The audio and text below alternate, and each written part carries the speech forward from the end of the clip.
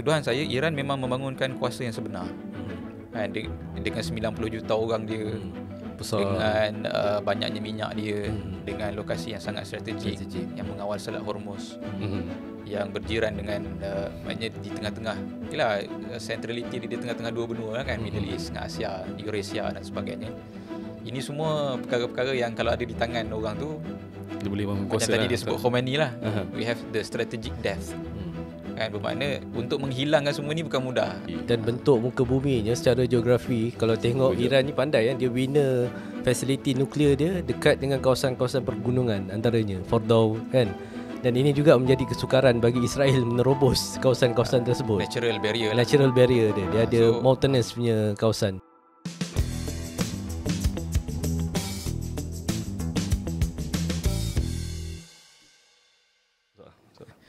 Assalamualaikum warahmatullahi wabarakatuh. Temu semula, selamat datang ke podcast di luar kotak. Hari ini saya bersama dengan dua orang lagi sahabat. Mungkin yang boleh perkenalkan diri yang tengah ni. tak pernah muncul setakat ni. Sebenarnya saya producer. Okey. Saya producer. Tak patut muncul pun dekat podcast ni. Biasa duduk dekat sana je. Saudara Imam Fauzi yang juga merupakan salah seorang analis lah, dan juga orang lama di Iris Institute, dan juga macam biasa Syarif Farid. Kita bertemu dalam episod yang hari ini mungkin dalam keadaan yang agak dinanti-nantikan oleh ramai orang, sebab sedang berlaku sekarang ni satu konflik yang sekarang ni semua orang tengah follow. Kita akan bincang hari ini tentang serangan Israel ke atas Iran, apa yang berlaku, mengapa dan sebagainya. Cuma sebelum kita sembang panjang lah, saya rasa kita skopkan dulu lah perbincangan kita ni, sebab saya sendiri pun ini sebenarnya dah kali keberapa tak tahu orang minta ulasan tentang Iran ni. Dekat TikTok lagi kan. Macam-macam platform lah kan, yang mainstream, yang social media dan sebagainya. So far yang saya ukur, kita punya analisis dan ulasan ni boleh ditafsir dalam berbagai skop. Betul. Cuma kita di Iris dan juga dalam luar kotak ni, kita akan membincangkan perkara ni secara objektif dari sudut penilaian kuasa. Itu skop kita lah kot hari ni. Masuk penilaian kuasa tu macam mana? Maksudnya kita taklah melihat benda ni, kerangka menganalisa benda ni. Mungkin setengah ada yang melihat benda ni dari sudut kerangka akhir zaman, end of time, teori akhir zaman. Kita setuju itu boleh dibincangkan, tapi bukan di sinilah, bukan dalam rancangan ni kita bincangkan. Ataupun mungkin ada yang melihat tu dari sudut akidah, dari sudut akidah dengan dalil-dalil, dengan itu mungkin sebahagian daripada akhir zaman punya perbincangan jugalah. So saya terus terang dulu kat sini, kita tak masuk ke situ. Pergi pada perbincangan kuasa.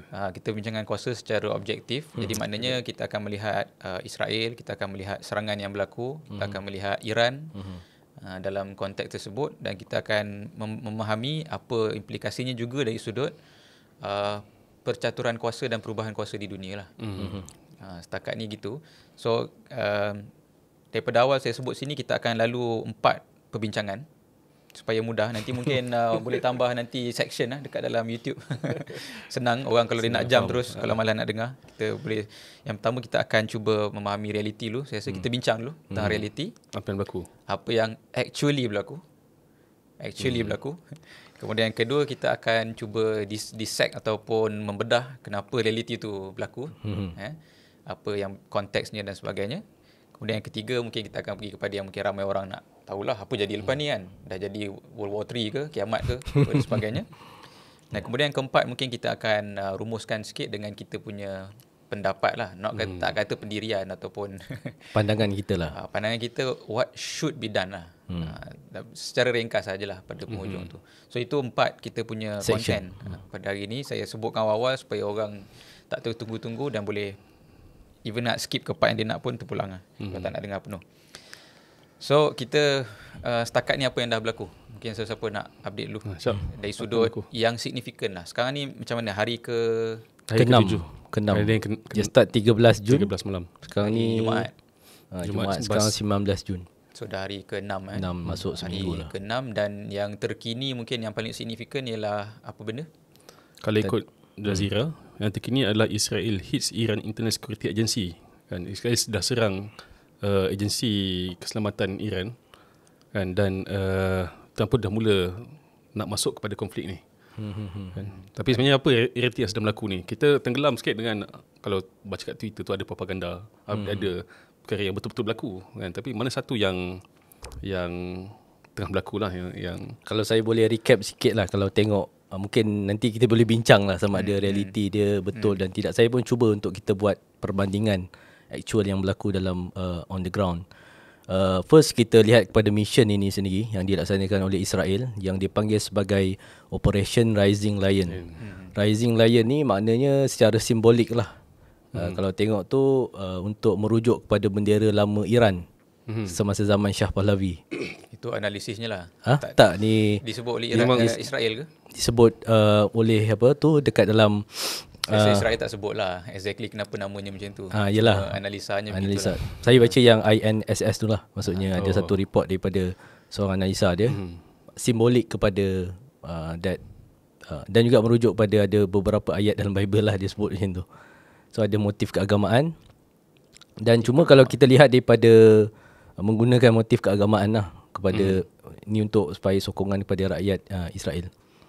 Dan semasa kalau kita lihat serangan tersebut menyasarkan ini apa yang Israel lancarkan jet pejuang mereka yang dikatakan sebanyak 200 yang ada F-35, F-15, F-16.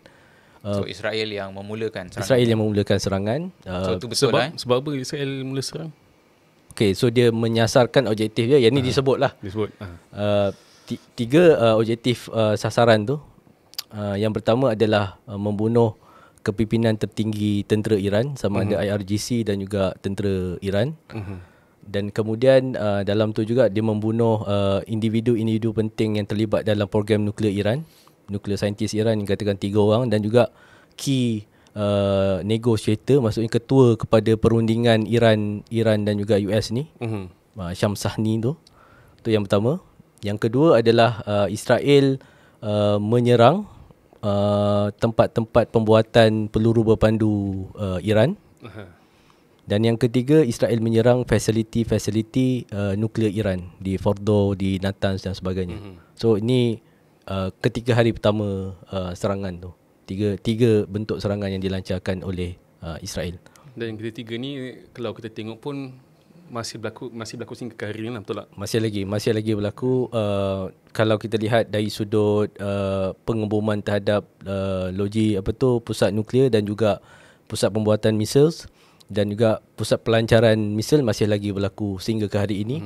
Dan ada yang dikatakan dilancarkan daripada dalam Iran sendiri melalui ejen-ejen Mossad dengan drone-drone yang ada. Dan di pihak Iran pula Iran membuat serangan balas lah selepas daripada pelancaran tersebut.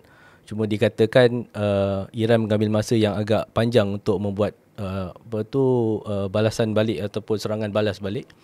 Ada yang mengatakan 8 jam, ada yang kata lebih daripada itu.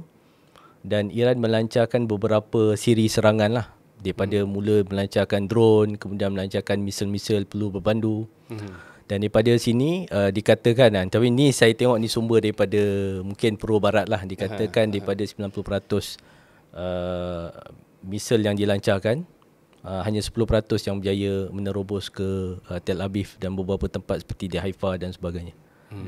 So kalau US pula setakat ni role dia dalam perkembangan yang berlaku ni tara mana apa yang berlaku? Kalau kita lihat dekat US ni, US turut sama membantu Israel. Terutama dalam memintas drone-drone dan juga misil-misil yang dilancarkan. So dia melalui kapal perang mereka lah. Kalau kita lihat di kapal perang tu dia intercept misil-misil yang ada. Dan cuma bukan sahaja Amerika Syarikat tetapi juga beberapa negara-negara barat yang lain menolong bersama Israel. Maksudnya kat situ ada Jordan yang turut sama memintas peluru berpandu dan juga drone. Dan juga beberapa negara tapi dia menafikan. Contoh macam Jerman, ada dakwaan mengatakan bahawa dia membantu pesawat Israel refueling dekat ruang udara. Dan juga UK. Jadi dia mobilize jet fighter ke sana lah. Jadi sebenarnya isunya bermula daripada Israel tak puas hati dengan program nuklear Iran. Dan bukanlah sebenarnya berkait dengan 7 Oktober punya serangan konflik daripada Hamas. Dan ini sebenarnya adalah Iran punya usaha untuk menjatuhkan Israel. Tu sebab tu saya rasa kita kena faham betul-betul lagi realiti ni sebelum pergi kepada apa sebenarnya sebab dan sebagainya kan. Daripada yang mungkin Acap sebut tadi, kita boleh nampak ada objektif yang secara zahir dan ada objektif yang disebut secara ambiguous lah. Sebut tapi tidak secara tersurat kan. Yang tersuratnya yang diiklankan dan tengah dicanang dalam media ialah masalah nuklear lah. Tapi macam yang tadi disebut oleh Cak pun, memang ada berlakulah serangan kepada tempat-tempat nuklear. Cuma tak silap saya baca pun itu belumlah lagi sampai ke tahap kena pada tempat yang sepatutnya lah, tempat yang real di mana nuklear tu pengayaan tu berlaku, projek develop, pengayaan kan. Sebab kebanyakan kalau lihat dari sudut data tu, projek pengayaan tu dia berlaku di bawah tanah lah. Dia kata mungkin sampai 40-50 kaki bawah tanah. Macam sebelum ni memang Iran dah mula buat dah pun pembangunan nuklear dia. Tapi kenapa sekarang baru Iran serang? Baru itu pun analisa juga. Kita faham dulu satu-satu. Maknanya nuklear ni yang tersurat kan. Tetapi daripada yang disebut tadi tu, serangan-serangan yang dikenakan, dan mungkin tadi Acap tak sebut, antara benda lain yang juga menjadi sasaran yang dilaporkan ialah contohnya kan, seperti stesen TV.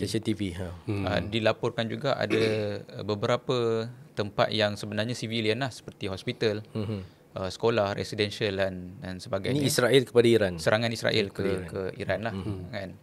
Jadi itu memberi bayangan mungkin kepada objektif yang kedua yang tidak disebut secara rasmi, tetapi kalau orang perasan daripada awal pun, semasa Netanyahu buat statement kan, statement dia tu ialah kepada people of Iran. 40 dan kat situ kalau kita baca, kita akan faham dia tidak bercakap dengan rejim yang memerintah Iran, tapi dia bercakap dengan kononnya lah baki rakyat Iran yang dikatakan tak bersetuju dengan rejim lah kan? Dan bahkan disebut dalam tu slogan bahasa Parsi pun kan, apa zindagi, apa woman, life, freedom dan sebagainya. Dan itu yang mungkin dimaksudkan dalam objektif yang tidak disebut tu, iaitu perubahan rejim. Dan saya rasa ramai pun dah pergi ke arah memahami sebenarnya itu yang objektif sebenar, bukanlah nuklear tu sangat. Bukan masalah nuklear, sebab ialah nuklear ni pun satu berapa kali dah daripada dulu Netanyahu 33 tahun. Pada 80-an dia dah sebut 33 tahun. Kalau itu sebabnya patutnya serang dah lama lah betul-betul macam sekarang ni, tapi why sekarang baru serang betul-betul? Sebab dia kata ada report kata Iran dah mula lah lepas US exit daripada deal nuklear dengan Iran, enrichment nuklear makin meningkat kan. Centrifuge pun daripada old version sekarang dah meningkat jadi yang paling power. So mungkin kita pun tak tahulah sebab exactly. Tapi at least Iran dia secara on papernya membenarkanlah IAEA untuk datang inspection dan sebagainya kan, berbanding Israel yang memang tak sign pun, langsung tak sign dan memang merahsiakan pun berapa dia ada dan sebagainya. So pointnya tadi objektif Israel lah, kenapa Israel melakukan serangan yang disebut ni, yang disebut ialah nuklear, tapi melihatkan kepada sasaran dan melihatkan kepada tekanan-tekanan, pressure yang dilakukan. Dan misalnya yang saya rasa 2 hari lepas Trump sebut evacuate Tehran. Dan memang saya tengok berita pagi tadi pun, sekarang ni Tehran ni 10 juta penduduk. 10 juta maknanya 10 juta berapa bandar kat Malaysia. 1/3 daripada Malaysia ni ialah penduduk di Tehran sahaja. Selangor kita berapa bang? Selangor 6 juta tak silap, 6 juta. Kayaknya kita ambil campur Selangor, Perak, Johor. Selangor 10 juta tapi ialah kalau banding di Timur Tengah ni bandar-bandar utama dia memang padat pun. Dia apa nak kata, Israel punya population pun tak sampai 10 juta lah kat Tehran. Tehran tu pun dah 10 juta. Israel pun penduduknya 10 juta. 10 juta. 7 juta Yahudi dan bakinya lain-lain kan. So 10 juta tu satu Israel lah. Ialah duduk di Tehran. Sebab overall Iran ada 90 juta lebih kurang, 80 ke 90 juta population kan. Jadi 1/9 atau 1/8 penduduk Iran ada di Tehran, dan itu diancam oleh Trump untuk kata if you don't do anything, biasa semua ni, so baik you lari. So kat sini retorik Trump, sebab kita tahu bila kita tengok tak adalah benda yang sampai kena mati 10 juta orang ni. Tak adalah lagi serangan yang macam tu. Tapi dia nak orang merasa takut lah kat situ. Kan, obviously orang akan rasa takut dengan ancaman macam tu, dan orang akan merasakan ketidakmampuan kerajaan ataupun rejim yang ada untuk mempertahankan keselamatan mereka. Dan mungkin dengan itu US berharap akan instill internal chaos lah. Casualty sekarang ni berapa? Kalau di Iran berapa banyak yang terkorban? 500 kan. Yang last saya baca 500 lebih. Kalau Saya rasa susah sebab kedua-dua belah pihak, belah Merasakan sini angka, akan ya, inflate betul. dan belah sini akan Deflate. akan merendahkan Nilai tu. nilai tu. So dan even saya tak rasa, bukan nak kata nyawa tu tidak ada makna, tapi itu bukan menentukan realiti lah. Bukan menentukan realiti sebab kalau kata nak regime change lah kan, dan Collapse. bermakna dia apa yang berlaku, dia akan serang sasaran-sasaran yang menyebabkan orang rasa kena gulingkan kerajaan yang ada. Misalnya berlaku chaos tapi orang tak tahu apa nak buat. Bila orang tak tahu apa nak buat, orang tunggu kerajaan. Tapi bila kerajaan nak sampai ke sesuatu pula, stesen TV dah kena bom. Kan, dia terputus communication di antara kerajaan dengan rakyat. So semakin mudah orang fikir macam-macam. So kemudian mungkin diserang tempat-tempat tertentu untuk create rasa tidak aman dan sebagainya. Tapi pada masa yang sama juga tak nak ataupun membunuh lah rakyat ni, sebab dia nak tunjukkan we are helping you, wahai people of Iran, untuk even siapa? Netanyahu kata apa yang kami buat ni membukakan laluan untuk kamu semua mengubah kepada keadaan negara yang lebih bebas. So maksudnya apa maksud regime change kat situ? Sebab kalau tengok adakah sebenarnya US pun turut sama menyokong idea regime change dekat Iran? Dan kalau kita tengok Iran punya regime ni sekarang ni, structure-nya memang Ayatullah je lah kan. Apa maksud regime change tu? Adakah tukar kepimpinan juga, ataupun jadi lebih demokrasi ke, ataupun macam mana? Yalah, secara ringkasnya kalau kita tengok pun memanglah yang menjadi rejim sekarang ni ialah yang menang revolusi kan. Mungkin tak boleh tambah kan. 1979 tu yang membentuk kerajaan sekarang ialah kerajaan yang nak kata bukan berpaksikan, sebenarnya dipimpin oleh pemimpin-pemimpin revolusi, dan mereka semua ialah pemimpin Syiah lah. Kan, yang berasaskan doktrin Syiah. Cuma ketika itu dia bukan sahaja disokong oleh Syiah semata-mata. Sebab ketika revolusi itu berlaku, saya rasa lah, saya punya pendapat lah ni nak kata backup by ni kajian tak sempat nak tengok lah kan, tapi saya rasa yang lead tu mungkin 20% of yang lead tu ialah pemimpin Syiah, tapi baki ni sebenarnya mereka nakkan satu negara yang kuat ataupun dia rasa kan dia nak negara yang membangun, kehendak yang sepatutnya lah bagi mana-mana negara yang ada sejarah 5,000 tahun yang tahu negara dia ada sumber dan sebagainya kan, dan dia pun tahu dia ada minyak, kaya sebagainya. Jadi cuma yang memerintah tu ialah rejim Syiah lah sehingga ke hari ni kan, Ayatullah tu. Itu ialah rejim yang ada sekarang. Tapi pada masa yang sama mungkin di Iran dia orang nak nafikan bahawa keseluruhan di Iran, kalau saya tengok dalam berita ataupun setiap kali kita tengok interview dengan orang Iran, dia akan katakan seluruh rakyat Iran solid bersama dengan kerajaan yang ada. Tapi bila kita tengok juga secara fakta pun wujud poket-poket orang yang melakukan demo kan, mungkin tak ramai pun kan, tapi menunjukkan wujud masyarakat yang sebenarnya liberal lah, dia tidak pun Syiah kan, dia tidak pun, bahkan saya baca mungkin etis pun wujud orang punya tidak pun beragama kan. Sebelum ni mungkin dia just submit je lah, follow je lah dengan kerajaan yang ada. Tapi sekarang ni seolah-olah dibakar lah, kita boleh tengok kan, untuk menuntut hak-hak lah.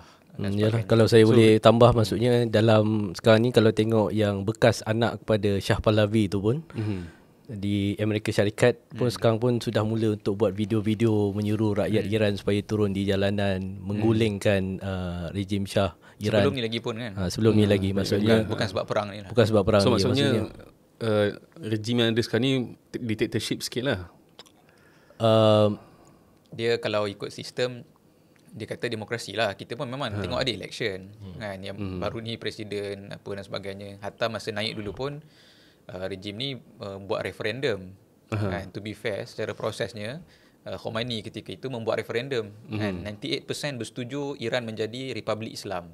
Jadi dia kata menjadi Republik Islam dengan wilayatul faqih ni dipimpin oleh fuqaha ataupun ulama-ulama Syiah ni ialah kehendak rakyat. So macam mana awak kata tu diktator kan? Itu pilihan daripada rakyat. Itu secara on papernya apa yang berlakulah kan. Cuma on the ground juga antara perkembangan yang saya baca, mula kita dengar daripada Twitter kan tengok perkembangan tu, tapi bila saya rujuk di Iran Press juga, antara perkembangan yang sedang berlaku sekarang, Ayatollah Ali Khomeini juga menyerahkan kuasanya kepada IRGC. Dia berlindung di Trump kata dia tahu kat mana tempat Ayatollah berlindung dan kuasa itu diserahkan pada IRGC lah untuk koman negara pada ketika ini. Ini satu poin penting saya rasa, sebab mungkin kita di Malaysia susah nak faham sangat sebab kita tak pernah berlaku lah revolusi basically.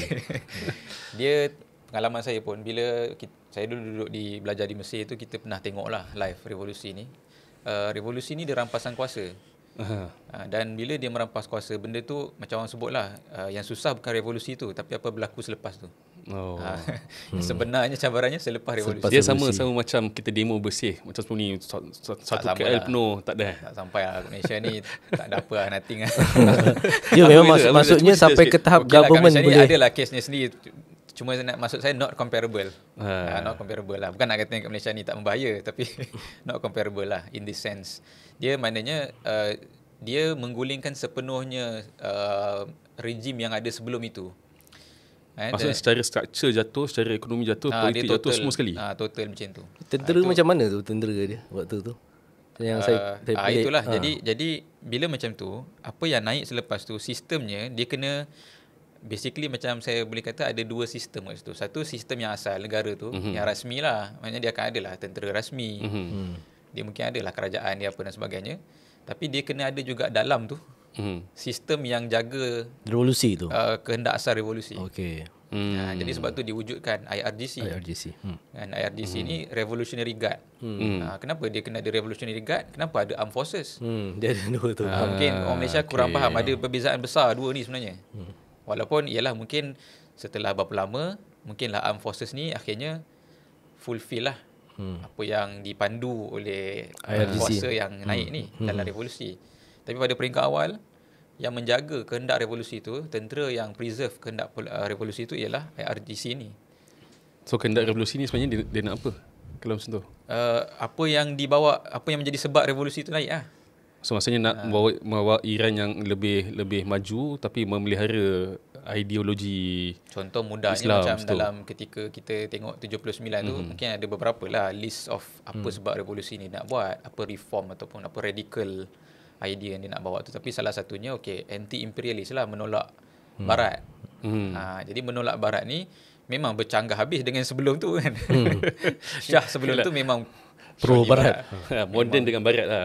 Shah model lah. Boneka Barat pun kan. Jadi bertukar macam tu, adakah semua dalam Iran ni bertukar macam tu? Kan? Jadi satu time period kan, kena ada yang protect proses ni berlaku. Dan kalau kita tengok betul lah. Kalau kita tengok dalam realiti di Iran pun, IRGC yang ini diberikan ataupun banyak tugas-tugas strategik negara tu. Maksudnya yang jaga nuklear, yang buat program pembangunan yang strategik, yang jaga missile, roket dan sebagainya, kebanyakan diberi kepada pasukan khas IRGC ni. Dan juga usaha Iran untuk melebarkan pengaruh secara regional juga banyak dilakukan oleh pasukan IRGC ni lah. Milisya-milisya yang ditubuhkan. Kalau kita tengok Quds Force sebagai contoh di Syria, di luar Iran, di Syria, di Iraq. Kiranya yang menjaga rejim Iran sekarang ni adalah IRGC lah. Bukanlah dia punya kementerian ke, dia punya elected council, bukan lah. Ada juga kementerian tu ada juga struktur tu. Tapi kalau kita tengok dalam Supreme Council kan, dia ada 12 dulu apa istilah dia kan, dalam tu kan, dalam Supreme Leader, kemudian ada struktur dia. IRGC tu kalau tengok ada dia ada military army punya ni commander juga, tapi IRGC pun ada dalam struktur tersebut. Sebab macam tapi bukanlah IRGC ni overall. On security strategic dimension mungkinlah itulah IRGC punya role. Sebab macam ada political role, ada ideological dan sebagainya, akan adalah apparatus ataupun instrumen tertentu lah. Bukanlah. Cuma kenapa kita zoom kat situ, sebab yang baru-baru ni menjadi sasaran, 4 orang antaranya yang terbunuh. 3 daripadanya IRGC, 1 komander daripada military lah. So itu menggambarkan satu makna penting juga. Jadi dia serang tu IRGC. Sebab IRGC ni bersama dengan kepimpinan tu, dengan Ayatullah dan sebagainya. Dan kalau kita baca tu dalam konteks regime change, dia nak isolate regime tu dengan baki rakyat. So biar nampak yang melumpuh tu ialah rejim je. Kami tak memusuhi Iran, kami memusuhi rejim. Sebab semalam berita dia kata Khamenei pergi hiding, pergi bersembunyi dan dia menyerahkan keputusan kuasa ataupun keputusan kepada konflik Iran-Israel ini kepada IRGC. So maksudnya Kita mungkin tak tahu betul atau propaganda, kita pun tak pastilah. saya sebut nak faham, kira IRGC ni satu powerful forces lah yang dekat Iran. Kalau tengok realiti, banyak macam projek, bukan banyak IRGC. So Yang mungkin strategik maknanya IRGC, akan even macam saintis nuklear tu Nuklear sendiri pun, akan duduk within the IRGC. ranking of IRGC lah. Itu satu. Cuma tadi Cap dah raise satu point juga nak kena faham dalam konteks masih reality lagi. Serangan ini berlaku dalam keadaan Iran dah memotong, boleh kata motong tali lah dengan ally dan juga proxy di luar. Okay. Sebab macam contoh orang tanya apa Hizbullah buat sekarang, kan? Apa Houthi buat sekarang, dan sebagainya, dan Syria, apa milisya-milisya lain dan sebagainya. Jadi kita tengok memang yang lain ni langsung as of now langsung tidak ada terlibat, pelibatan yang kuat. tidak terlibat, tidak membantu contohnya serang balas kata Israel. Ni nak faham realiti lah, nak faham realiti. So bermakna ketika serangan ini dilakukan, Israel sudah pun melumpuhkan ataupun mungkin menyusahkan, memotong lah, menyebabkan Iran kena surrender ataupun mungkin for time being kita panggil apa istilah dia dalam bahasa Inggeris, bukanlah mengabaikan kan, ataupun leave hanging lah dia punya proxy dan juga ally ni. Seolah-olah macam itulah. Makna Israel menyerang dalam keadaan Iran ialah Iran. Iran, bahkan Iran itu ialah rejim, dia nak kata macam tu. Jadi supaya nampaknya ini realiti yang berlakunya macam itulah kan. Sebab kita boleh baca benda ni sejak daripada 7 Oktober punya ni, macam mana Israel sendiri kalau daripada tahun lepas kan, serangan-serangan yang dilakukan terhadap Syria, terhadap kepimpinan tertinggi Hizbullah di Iraq adalah untuk melumpuhkan, istilahnya lah, untuk memotong tali-tali tersebut supaya dan ada juga analisa yang mengatakan ini adalah prelude kepada serangan besar yang akan dilakukan terhadap Iran.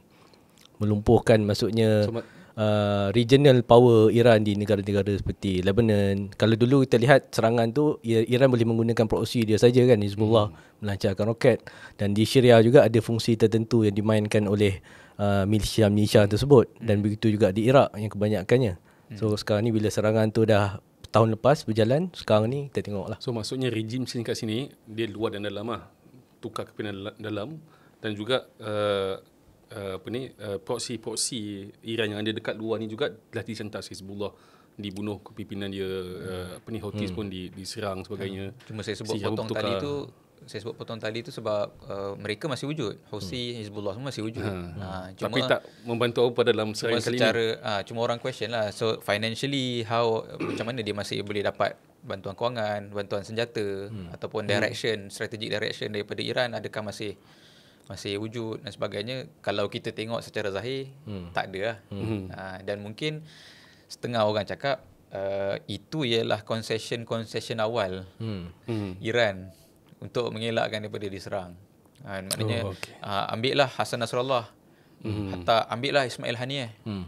Kan dulu pun orang question macam mana Ismail Haniyeh kena bunuh dalam Iran macam tu je kan. So ada setengah pun kata analisa mungkin Iran sendiri benarkan kan, supaya nak tunjuk dia boleh deal lah. Sebab US nak dia ada sekian. Orang kata okay, we are ready to deal. Nah, ambil ni orang-orang ni. Dan sebagai konteks pun, kalau kita lihat apa yang berlaku di Oman, sebab Oman sekarang ni sebelum serangan berlaku, US dan Iran tengah deal nuklear.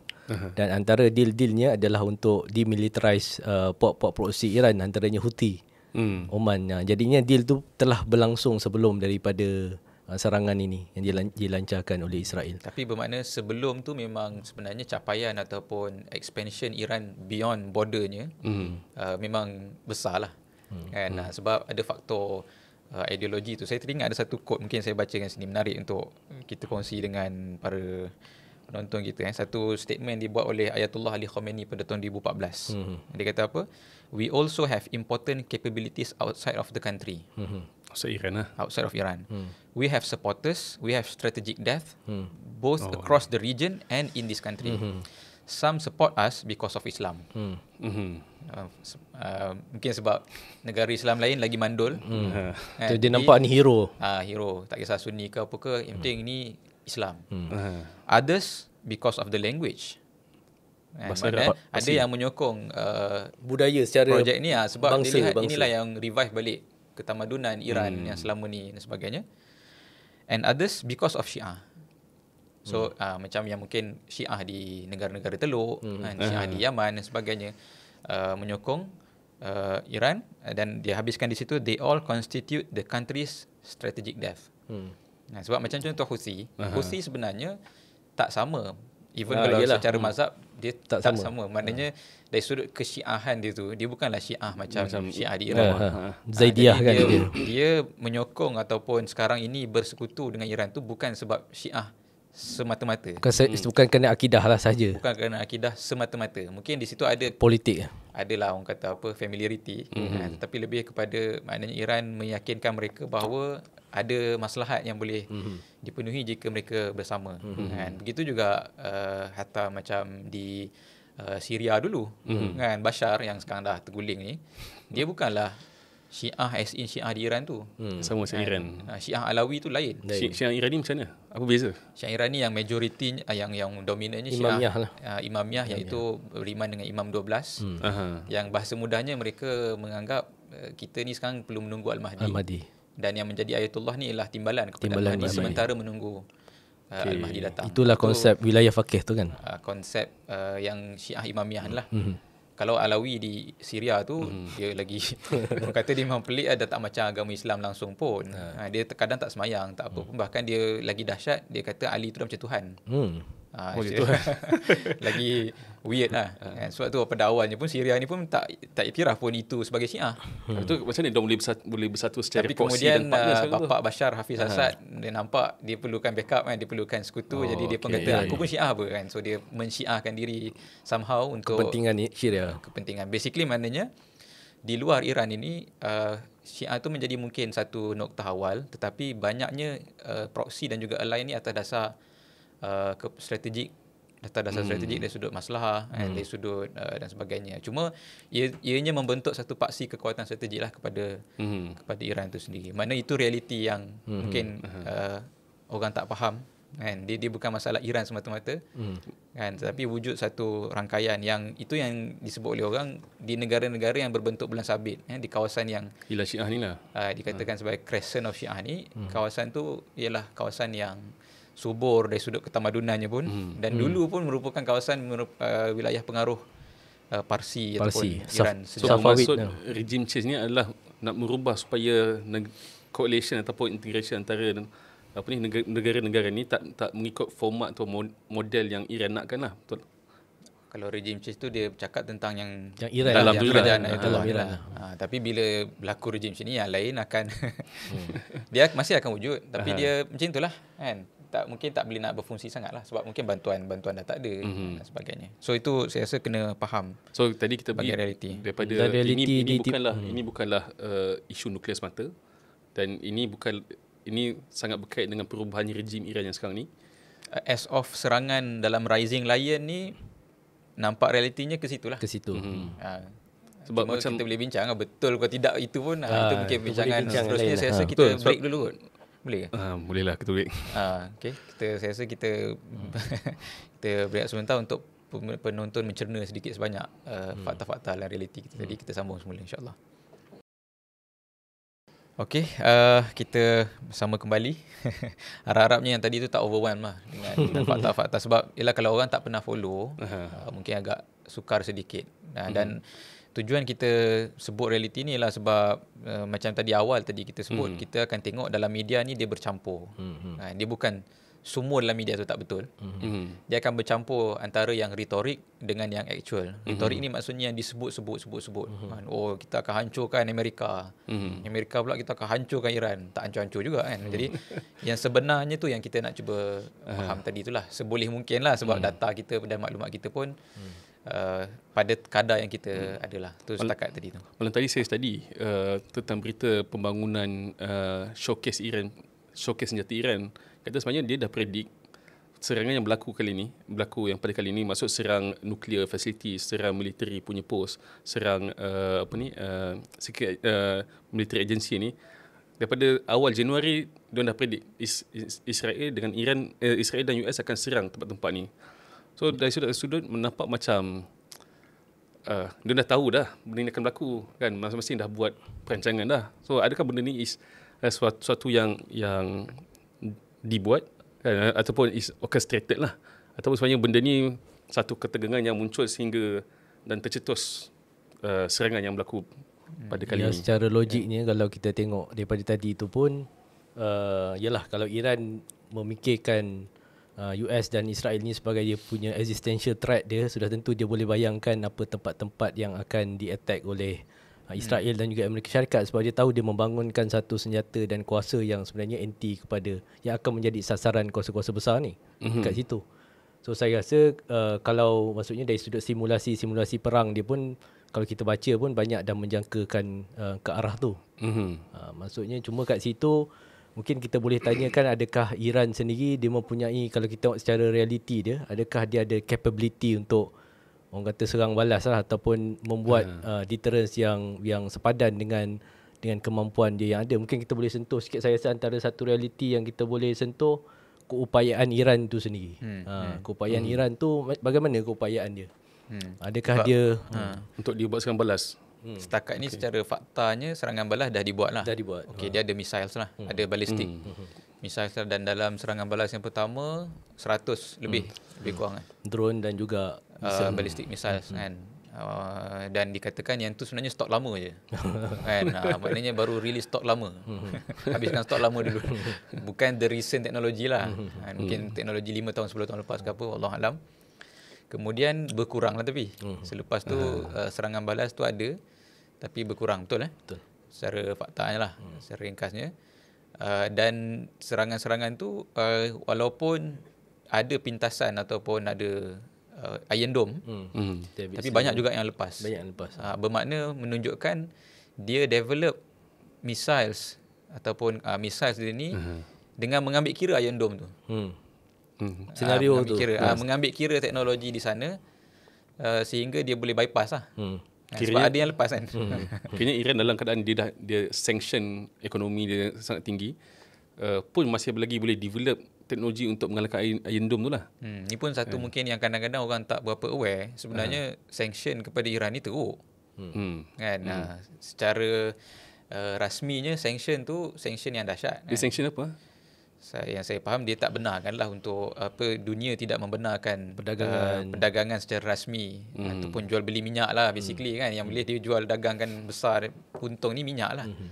Mana jual beli minyak dengan Iran ni tidak dibenarkan secara, dan pertukaran teknologi lah juga antaranya. Sains dan teknologi dia tidak dibenarkan untuk participate secara langsung dengan apa-apa. Maksudnya dia tak ada syarikat dia yang buka dekat luar ataupun itu kalau dari sudut ekonomi secara rasminya lah. Tapi belakang tabir kita pun dengar banyak juga kes-kes bagaimana seluduk minyak ni dilakukan secara belakang tabir. Cara Iran pula retaliate lah daripada sanction Iran pun dia nak survive kan, nak survive, dan minyak dia banyak dan minyak dia murah. Cuma yang tadi kalau kita balik pada tadi capability Iran sendiri bangunkan, so ini satu bentuk jugalah kan kat sini. Sebab walaupun Israel dah beberapa kali dia kata 40% tempat-tempat yang dia serang tu kebanyakannya tempat pembuatan misil dan sebagainya, tetapi Iran masih lagi ada capability itulah, menunjukkan dia locally produce missile dan roket-roket tu. So maknanya kat sini kita timbulkan satu persoalan, mungkinlah, dan soalan tu orang tanya, kenapa sebenarnya Israel serang Iran ni? Kan? Apa Iran ni sebenarnya?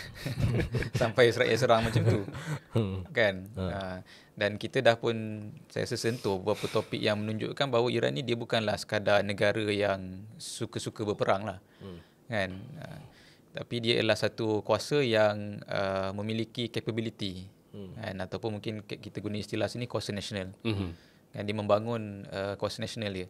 Regardless wujudnya cabaran, wujudnya cubaan untuk membataskan, tapi dengan apa yang berlaku sekarang ni menunjukkan dia ada capability itu. Capability untuk sustain pembangunan nuklear walaupun duitnya sekat. Tak mudah lah. Macam mana dia buat tu, itu satu benda yang kita boleh perhatikan. Betul lah, tengok dia punya cost pun nak buat satu reaktor tu ada yang dianggarkan 1 ke 3 trilion USD. Trilion tu maksudnya macam mana dia allocate dan budget. secara military asset pun bila kita tengok kan, maknanya kapal selam dia banyak. Berbelas-belas kapal selam. Bahkan dia fighter jet pun walaupun mungkin boleh tengoklah model lama ke tapi model baru. pelik dia tak guna langsung fighter jet dia untuk this battle. Sebab tu macam belum kot, tak tahu. Sebab MiG 29 lambat lah, lama memang confirm laut lah. Sebenarnya macam perang ni hanya pergi kepada perang misil saja, sebab bukan perang yang escalate jadi perang yang betul lah. Kan? Maksudnya Perang udara. Perang misal je lah, tak ada pergi kapal selam tak digunakan, fighter jet lain tak digunakan, lepas tu banyak fasilitas kenderaan pun tak digunakan lagi. So ini juga perbincangan yang saya baca kat Twitter lah kan, adakah benda ni akan escalate jadi satu perang yang regional war ataupun sebenarnya adalah serangan balas misal yang dah ditetapkan apa nak diserang ataupun atau macam mana? Itu saya rasa kena nak jawab soalan tu kita kena bincang dulu yang apa itu Iran. Kan? Kita kena faham kenapa Iran diserang macam tu.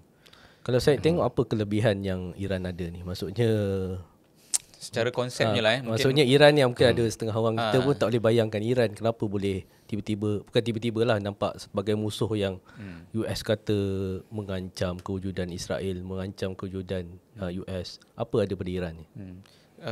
Kita boleh gunakan presiden case untuk faham serangan kepada Iran ni. Misal paling mudah lah yang mungkin tak jauh sangat pun macam Saddam. Kenapa Saddam diserang? Kenapa Iraq di bawah Saddam diserang? Kan? Nak kata dia ada apa? Nak kata dia ada, yalah dia memang apa yang dibangunkan tu, bahasa mudahnya apa yang dibangunkan itu ada capability untuk menjadi satu kuasa yang tersendiri. Dan boleh menjadi, bila dia ada kuasa yang tersendiri bermakna dia boleh tentukan vision ataupun boleh tentukan bagaimana how politik antarabangsa ni ikut dia, bukan mengikut apa yang US dan Israel nak.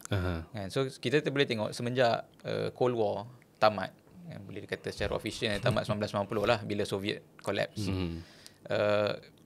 Basically dunia ni tak dibenarkan melainkan dioperasikan dengan sebagaimana yang Israel dan US nak.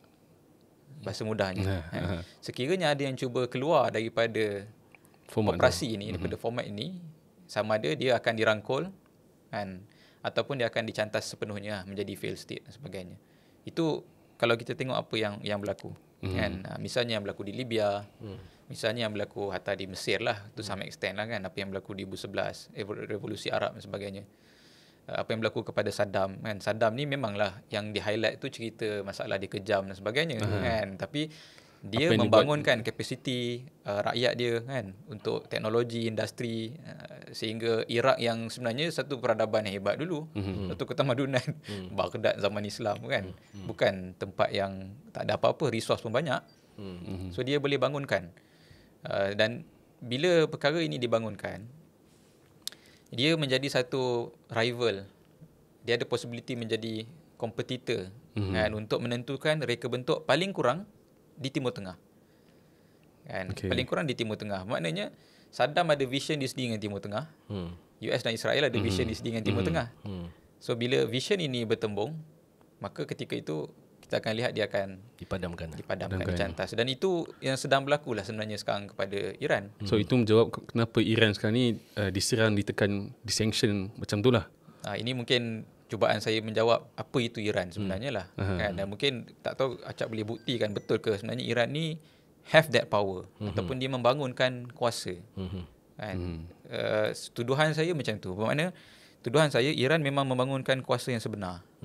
Kan, dengan 90 juta orang dia, besar, dengan banyaknya minyak dia, dengan lokasi yang sangat strategik yang mengawal Selat Hormuz, yang berjiran dengan maknanya di tengah-tengah, ialah centrality dia di tengah-tengah dua benua kan, Middle East dengan Asia, Eurasia dan sebagainya. Ini semua perkara-perkara yang kalau ada di tangan orang tu, dia boleh bangun macam kuasa tadi lah, dia sebut Khomeini lah. We have the strategic depth. Kan, bermakna untuk menghilangkan semua ni bukan mudah. Kita tak boleh ubah lokasi Iran. Kita tak boleh nak mudah-mudah membunuh 90 juta orang. Betul. Kan? Tak mudah tu. Hatta kalau kata nak bom Iran ni, nak jahanam ke seluruh Iran, besar saiz dia tu. Berapa besar saiz dia? 1 juta lebih. kilometer persegi. Kalau Malaysia ni besar berapa kali Malaysia? 1.6. Malaysia 300 lebih, 300,000 lebih. So jarak berapa? Saya tak sure kalau compare Malaysia, tapi saya dengar orang cakap Iraq darab 3. Iraq besar mana? Iraq pun dah besar lah. Compare dengan Malaysia. Tapi kalau tengok peta pun dia lebih kurang besar Saudi. Saudi ni sebenarnya besar. Kalau di Middle East, dua yang paling besar Iran dan juga Saudi. Dan bentuk muka buminya secara geografi, kalau tengok Iran ni pandai kan, dia bina fasiliti nuklear dia dekat dengan kawasan-kawasan pergunungan antaranya Fordow kan. Dan ini juga menjadi kesukaran bagi Israel menerobos kawasan-kawasan tersebut. Natural barrier lah. Natural barrier dia. Dia ada mountainous punya kawasan. Cuma itu sumber-sumber yang memang ada di situ. Depends sejauh mana benda ni dibangunkan ke tidak. Kan? So mungkin Acap boleh cerita sikit. Adakah betul Iran ni dia sebenarnya mengupayakan Okay, kita cuba bincang lah. Untuk kita ukur lah. Sebab orang kata, ya ke Iran ni menguasa? Dia kata ni semua US ke, wayang. Okay, tak apa. Sebelum kita pergi situ, kita ambil satu case study lah, contoh. Kita ambil satu hipotesis bahawa Iran is building an actual power, membina satu kuasa dan boleh menjadi kuasa yang mencabar hegemoni US dan Israel di Timur Tengah. Okay, cuba kita ambil ni dan kita test. Betul atau tidak? Okay, saya bagi satu contoh. Tapi kita boleh nilai lepas ni. Satu sejarah tentang Iran punya pembinaan nuklear. Saya rasa ini antara benda yang dibincangkan oleh orang ramai tentang kuasa nuklear Iran ni.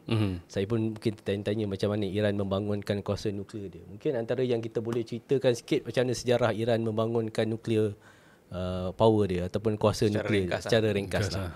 Kan, bagaimana dulu Iran punya program pembangunan nuklear ni telah bermula sejak daripada zaman Shah Pahlavi lagi. 1950, zaman sebelum Republik sekarang ni, Iran 1979 telah bermula sejak daripada itu. Tetapi pembangunan itu dibangunkan melalui kerjasama dengan Amerika Syarikat dan juga Israel, Jerman dan sebagainya. Dalam konteks perang dingin. Perang US Soviet kan, macam mana US militarize Iran pada waktu tu. Dan antara kekuatan lain Iran juga pada waktu tu adalah kekuatan minyak kan, oil. Dan itu juga menjadi reason kenapa US menumbangkan Mossadegh untuk digantikan dengan Shah Pahlavi, kerana Mossadegh sendiri pada waktu tu nak nationalize Iran punya minyak. Cuma nak cuba keluar daripada format dengan barat ni lah. So kalau kita lihat tadi, satu poin penting lah. Tu makna mereka dah cuba bangunkan tanpa dependent pada kuasa barat. Dan untuk Shah Pahlavi juga kita lihat pada tahun sebelum dia ditumbangkan, timbul beberapa klip yang mengatakan bahawa dia cuba, saya tak tahulah secara benar dia macam mana, tapi dia dah mula untuk mengatakan bahawa macam Israel ni menguasai banyak pasi-pasi kuasa di Timur Tengah dan Iran sepatutnya membangunkan keupayaan sendiri. So antara titik waktu tu ketika Shah Pahlavi membangunkan reaktor nuklear dia dengan kerjasama dengan Jerman, dan selepas itu 1979 dia ditumbangkan melalui revolusi Iran lah. So ditumbangkan revolusi Iran, kemudian program ini terhenti seketika, kemudian disambung oleh revolusi Republik Islam Iran lah di bawah Khomeini. Cuma kalau dulu dia kerjasama dengan US, tapi kini Khomeini membangunkan ataupun Iran sendiri membangunkan nuklear dia. So dia kenal pasti potensi yang ada di Iran. So antara Iran juga ada producing uranium, maksudnya sumber uranium. Jadinya kalau kita lihat pada waktu itu Iran bekerjasama dengan China untuk mining punya teknologi uranium. So dia bangunkan that teknologi. Kemudian teknologi pemprosesan uranium, sebab kita tahu nak proses uranium menjadi senjata tu semua bukan benda yang mudah. So dia enrichment tu, pengupayaan tu memerlukan teknologi. So di sini Iran bekerjasama dengan dua pihak lah, satu Russia untuk membangunkan that reactor, dan kemudian Pakistan juga. So Pakistan masuk into the scene. Dan yang menariknya, Pakistan tu bukan Pakistan negara, tetapi saintis Pakistan, antaranya yang kalau kita tahu yang baru meninggal baru ni waktu COVID, Qadir Khan tu lah, yang dikenal sebagai bapa nuklear Pakistan. So dia membangunkan lab-lab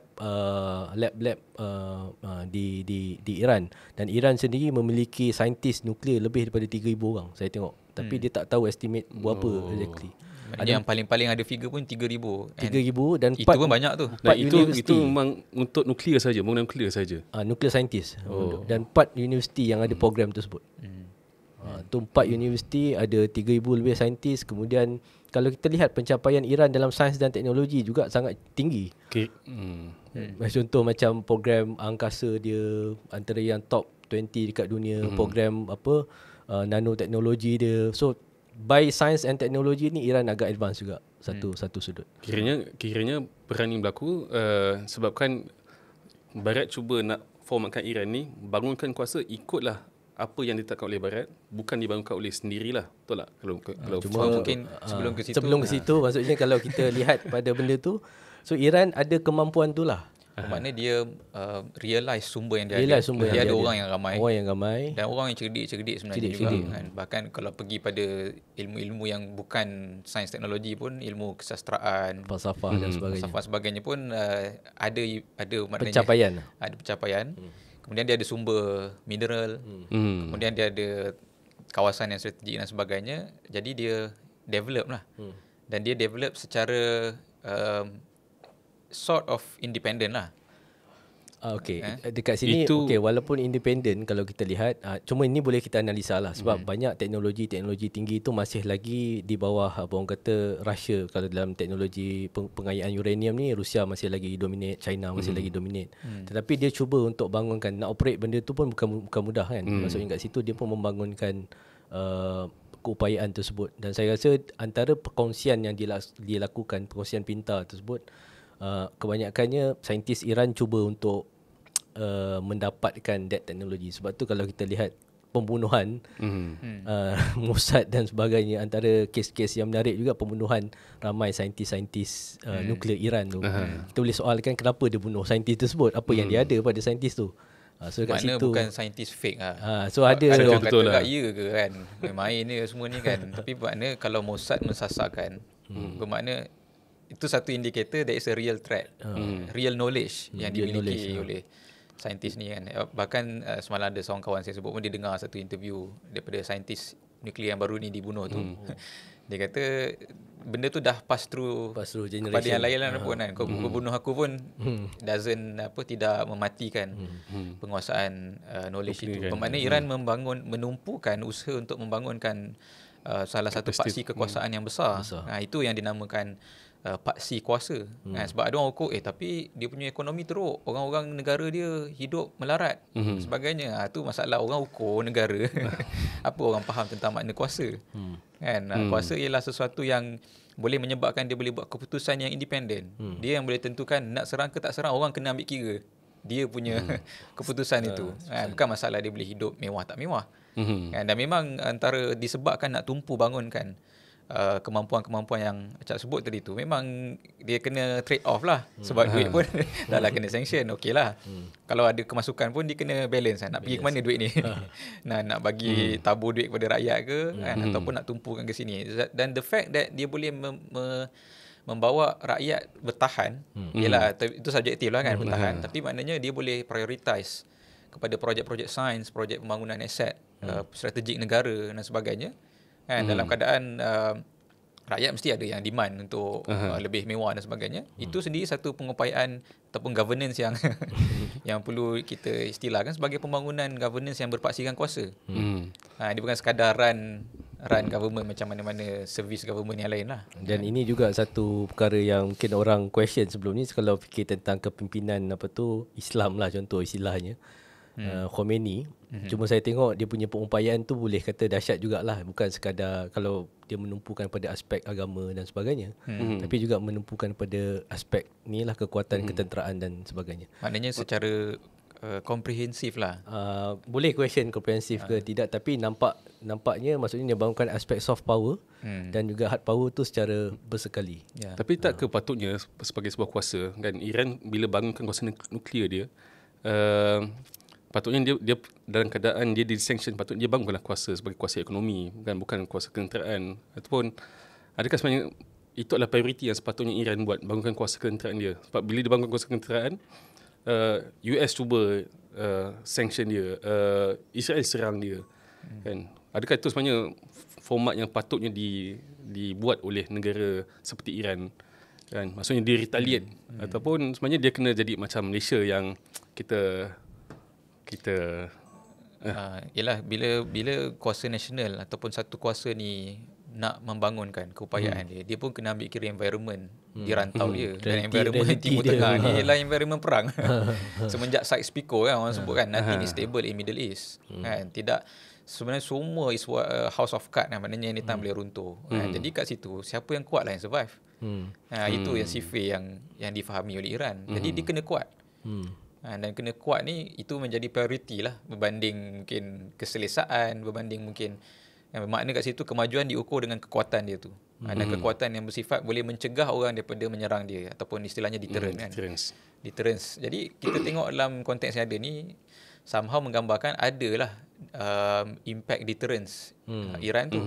Dan mungkin kalau kita boleh habiskan sikit point tadi tu, deterrence ataupun kekuatan yang dibangunkan tadi tu bukan sahaja secara hard power tapi juga secara soft power kan. Misalnya sekarang ni di Timur Tengah kan, Iran dengan satu, saya mungkin menggunakan istilah retorik lah rather than ideologi. Ada orang mungkin menganggap ni ideologi Iran, banyak ideologi anti-imperialis dan juga ideologi anti-Israel. Saya rasa itu bukan level ideologi lah kalau sebenarnya di sisi Iran, tapi ia level retorik. Maksudnya retorik ni? Retorik ni bahan kempen lah, politik bahasa lah. mudah kan, untuk meraih sokongan daripada orang yang di luar Iran yang sebenarnya kecewa dengan kerajaan masing-masing. Dan kita pun tahulah secara realitinya negara-negara Arab terus serah diri lah pemimpin mereka lah. Kan, Jordannya, hatta Saudi yang mungkin tidak normalisasi secara rasmi pun semua follow kan. Baru-baru ni Trump datang semua bagi duit jizyah kepada Trump. Berapa trilion duit jizyah diberikan. Kan, wang pelindungan diberikan. Maknanya orang kecewa. Kan, orang merasakan satu konflik yang real sedang berlaku di Timur Tengah. Orang benci dengan apa yang Israel buat. Bukan saja orang Islam. Orang bukan Islam pun. Tapi macam Saudi pun cuba juga bangunkan macam apa yang Iran buat. Kalau Iran bangunkan kuasa nuklear dia dengan membuat kerjasama dengan Rusia, dengan China, Saudi pun cuba buat benda yang sama. Bagi saya habis point tadi. So retorik ini menyebabkan orang rally behind Iran. Dan itu satu kuasa.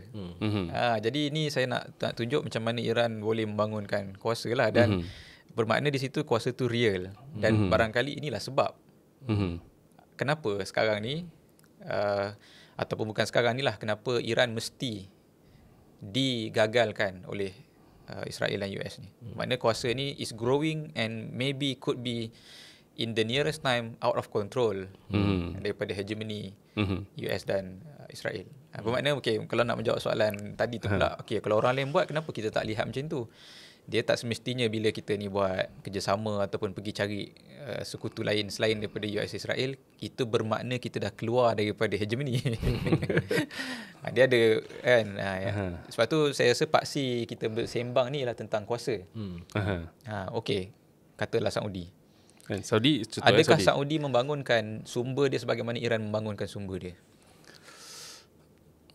Minyak dia sendiri sampai hari ini kita tahu kalau bukan sebab US yang datang tolong, dia telah diikat pun dengan US untuk maknanya dia nak ada deal dia. Nak develop minyak tu hatta sampai nak US mesti kena US.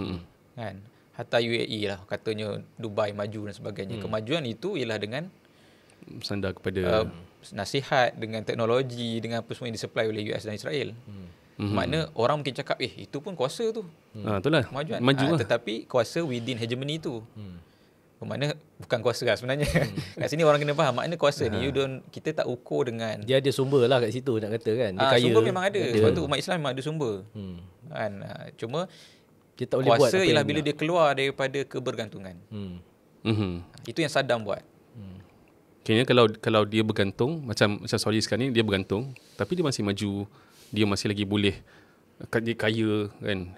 Itu sendiri bukanlah satu bentuk kehidupan kuasa yang betul tidak lah. Berdaulat lah. Kuasa ni lah kedaulatan kan. Bermakna you can determine for yourself apa yang dia nak. Dan kalau dia betul dia ada kedaulatan, dia tak perlu normalize dengan Israel. Dia patutnya dia boleh buat macam-macam untuk stopkan perang di Gaza. Dan sebab dia sendiri pun kata dia yalah, secara rasmi statement daripada kerajaan Saudi tak setuju dengan apa berlaku di Gaza. Tapi kenapa you tak boleh buat apa-apa? Itu bahasa mudah menggambarkan you dah kena pegang, bahasa kasar pegang telur lah. pemimpin atasnya lah kan. Dan kalau nak menjawab soalan Aiman tadi pun berkait dengan ekonomi, pengupayaan ekonomi, saya pun merujuk tentang tadi itulah, ada paper National Power yang Iran bangunkan. Sasaran-sasaran dia juga menarik lah, walaupun kita boleh question dari sudut implementation dia dan sebagainya. Dari sudut ekonomi, antara sasaran dia nak membangunkan istilah dia iktisad mukawamah, istilah dia membangunkan Apa tu? Bahasa Melayu. dia Resistance. resistant, economic resistant. Doktrin dia lah, doktrin yang dibuat oleh Khomeini. Maksudnya ukuran ekonomi dia tu bukan sekadar yang kita lihat pada orang lain ukur GDP, ukur kekayaan dan sebagainya, tetapi sejauh mana ekonomi yang dibangunkan itu boleh membuatkan negara dia resistant melawan pada tadi retorik tersebut, walaupun disanction. So ukuran dia mungkin kat situ berbeza, sasaran dia tu berbeza. Sebab tu kalau kita lihat pengupayaan tu, contoh tadi dia ada resource kan, daripada penjualan minyak dia dan sebagainya, kenapa dia talakan resource yang besar tu ke arah pembuatan nuklear, pengupayaan nuklear dan sebagainya. Dan cara fikir ni mungkin kita tak boleh nak brain. Contoh dekat sini kan, Southeast Asia, kita ada certain amount, kenapa kita tak bangunkan that power contohnya. So saya rasa ini juga cara fikir yang dalam melihat kuasa tu secara membangunkan ekonomi untuk mendapatkan kuasa. So dekat situ cara fikir yang mungkin Iran cuba develop, tapi kita boleh komen lah kan, adakah dia punya indikator dia ke dan sebagainya tu tepat. Tapi ni satu contoh lah, kita boleh tengok. Sebenarnya tendensi itu wujud dalam mana-mana negara yang ada sumber. Hatta okeylah kita to be fair secara objektif analisisnya, Saudi sendiri pun sedar apa yang dia ada. Yaman sedar apa yang dia ada. The strategic depth. Nilai-nilai strategik yang menyebabkan sebenarnya dia boleh develop dan boleh buat. Tak payah dengar cakap master-master. Tak payah dengar cakap Israel, tak payah. Kan, cuma secara realitinya negara-negara yang negara teluk dan sebagainya ni is too deep within the hegemony. Kan, ataupun mungkin will dia lah, kehendak dia. Bahkan faktanya pun lah, saya sendiri bukanlah tuduhan pun, faktanya kita lihat pemerintah-pemerintahnya sangat risau kehilangan takhta dan kehilangan kedudukan jika dia tidak patuh. Dia telah di brainwash macam tu. Kan? Dia melihat legitimacy tu datang dengan sokongan barat kan? Bukan sebenarnya datang daripada kuasa yang dia nak bangunkan dengan bersama-sama dengan rakyat. Itu faktanya bercakap macam tu. Tak kisahlah siapa sini yang mungkin ada menyokong Saudi ke apa, ini saya bentangkan sebagai fakta. Kan? Faktanya begitu. Dan kita memang berharap tak macam tu, tapi itulah realiti yang berlaku, yang sedang berlaku. Kan? So kat situ maknanya kita melihat dari sudut itu makna sebenar kepada pembangunan kuasa. Itu makna sebenar kepada pembangunan kuasa ialah bila dia utilize sepenuhnya sumber dia, mengupayakan sepenuhnya sumber dia untuk dia mencapai kehendak bagi keseluruhan bangsanya. Secara menikah berdaulat, tak bantu orang lain. Sebab bangsa tu, atau macam dalam kes Iran, sebab tu saya rasa 5,000 tahun sejarah Iran tu telah create satu bangsa yang bukan dia bukan orang, dan bahkan dia orang tak lupa. Mungkin macam setengah-setengah tempat bangsa tu dah lupa. Dia punya kekuasaan dah paling tinggi lupa pernah cerita sampai. lama dia tu kan. Dia dah lupa siapa dirinya. Kita panggil self realization. Dia bangsa Iran itu sendiri ada dia punya sejarah, ada dia punya kan. Dan dia bukannya orang kata tu sebab Syiah, bukan sebab Syiah. Dia nationalism. Iran ni kena Iran sebelum pernah Syiah dan Iran pernah tak Syiah. Tapi bangsa dia kuat lagi, masih lagi. Pengalaman bangsa tu berjalan. Kan, dia melalui pengalaman menjadi satu kawasan yang sangat kaya dengan ulama Sunni. Imam Al-Ghazali muncul.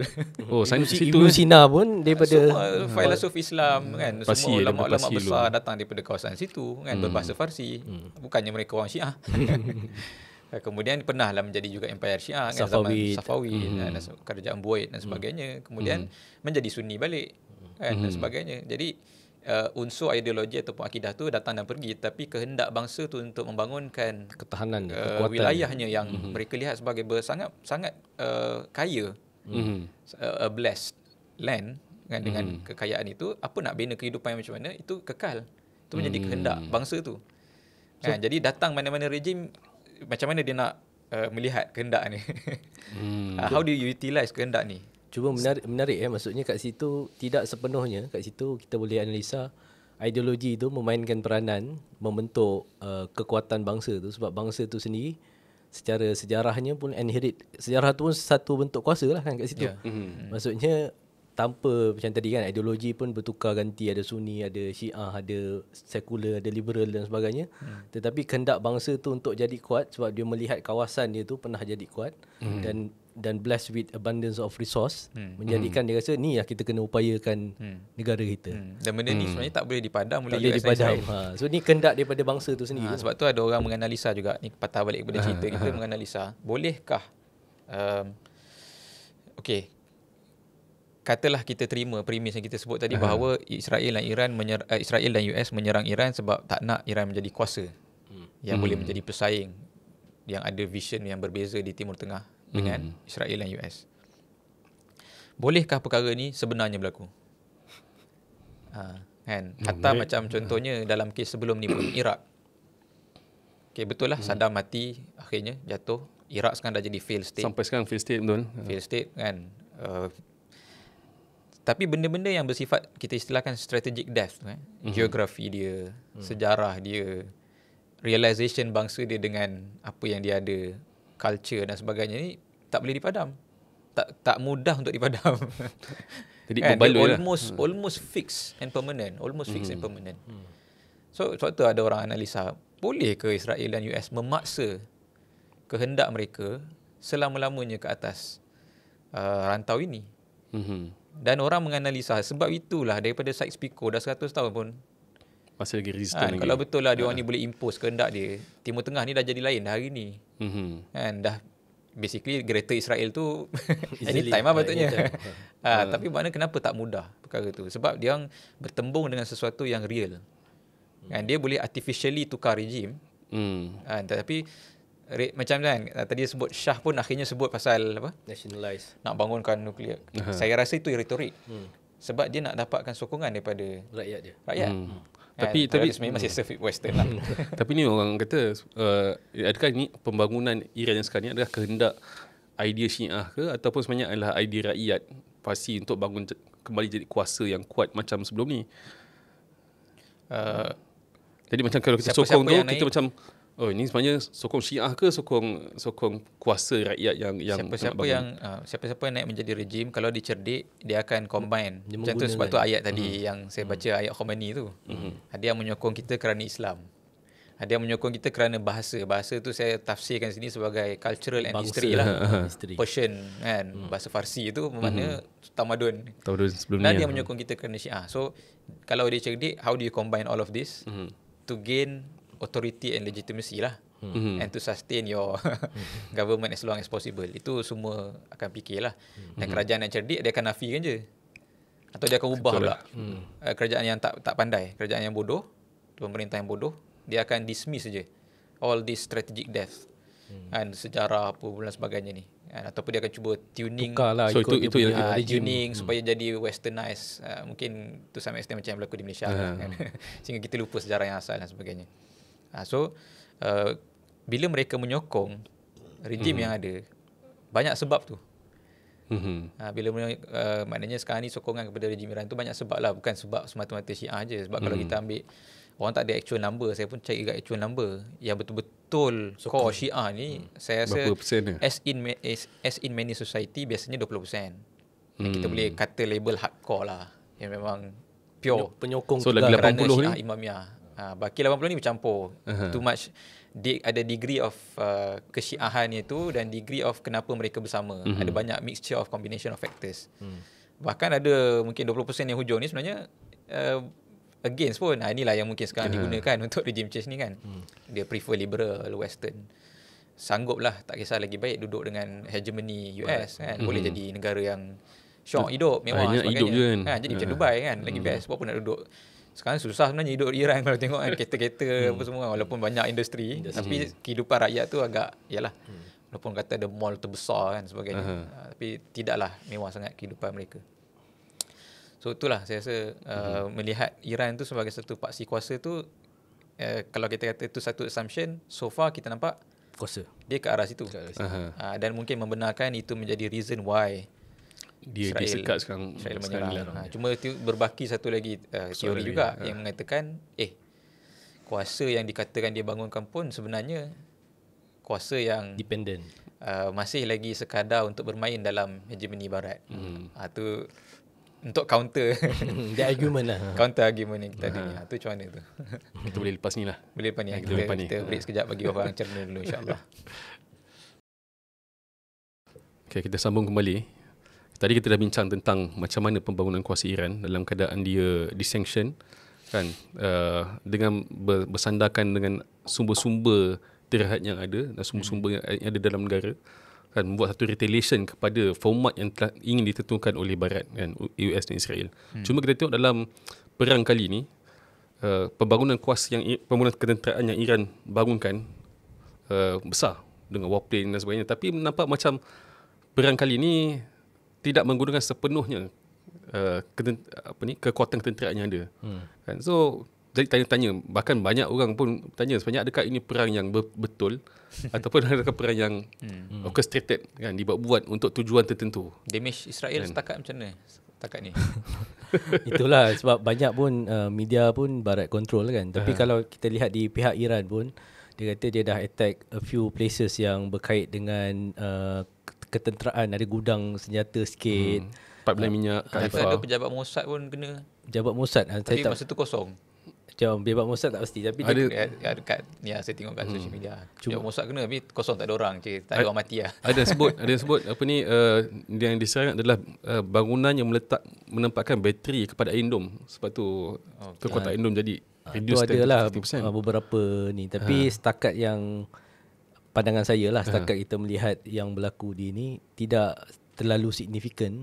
Cuma orang Israel biasa-biasalah ketakutan dan pergi ke Cyprus tengok kapal banyak pergi lari ke negara-negara lain. Rakyat dia tu takut satulah. Tapi kalau kita ukur secara lapangan dia, boleh kata Tak signifikan tak lagi. signifikan lagi. Yang menyebabkan mungkin orang sebut, oh ni wayang ni, acah-acah tembak ke. Cuma dari sudut orang kata bekalan senjata Israel tu berkurang lah. Macam David Sling punya Aero punya missile semakin berkurang dan memerlukan US untuk bantu tambah. Sebab saya bertanya macam tu sebab kata ada yang sebut beberapa petunjuk. Satu, harga minyak tak dah naik setinggi kalau perang berlaku kan, dan Strait Hormuz pun taklah tutup sepenuhnya, masih lagi commercial kapal commercial air flight sebagainya masih berjalan kan. Jadi dari situasi kan berbalas tembakan, tapi tidaklah pergi sehingga kepada perang yang semua benda off macam itulah.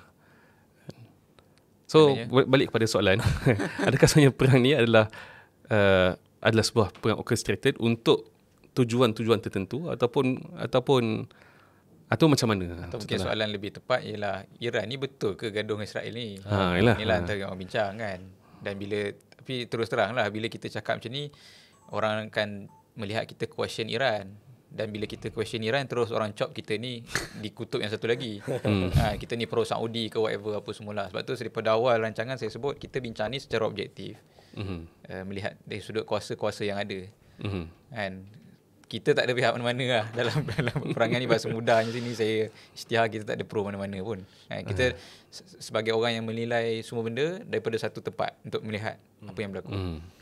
Cuma betul lah dengan apa yang diskenakan tadi, apa yang macam tak adalah kena lanyak habis. Orang kata kalau betul dia ada capability, mestilah dia akan balas dendam. Macam dulu pun lah, bila kena Qasim Sulaimani dibunuh.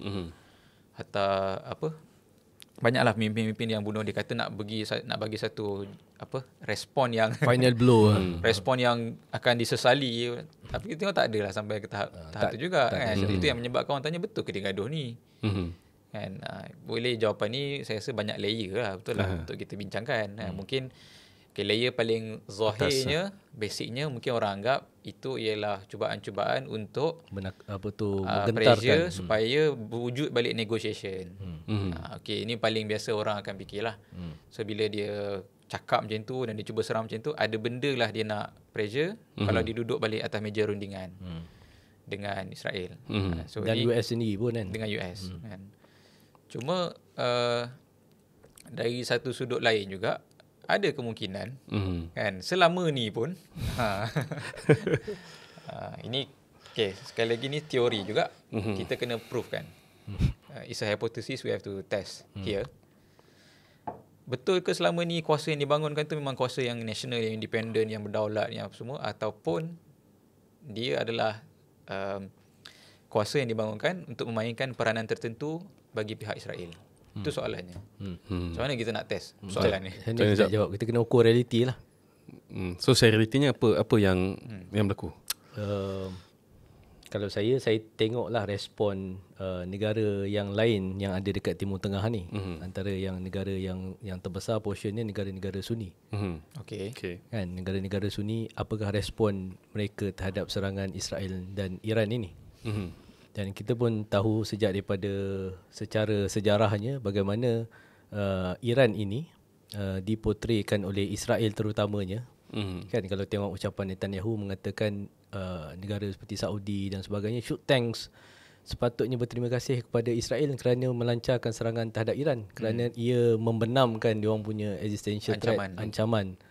Dan begitu juga yang dikatakan oleh Jordan dan negara-negara Arab yang lain melihat Iran ini sebagai satu ancaman terhadap Sunni itu sendiri. Dan kalau kita ukur secara realitinya, sebelum daripada 7 Oktober ni, apa regional influence Iran ni dekat negara-negara Arab ni sangat, saya boleh katakan agak besar lah. Sejak daripada Arab Spring tu kan, bagaimana negara-negara tumbang dan sebagainya, dan situasi ini diambil, antara aktor yang mendapat banyak manfaat ni adalah Iran lah.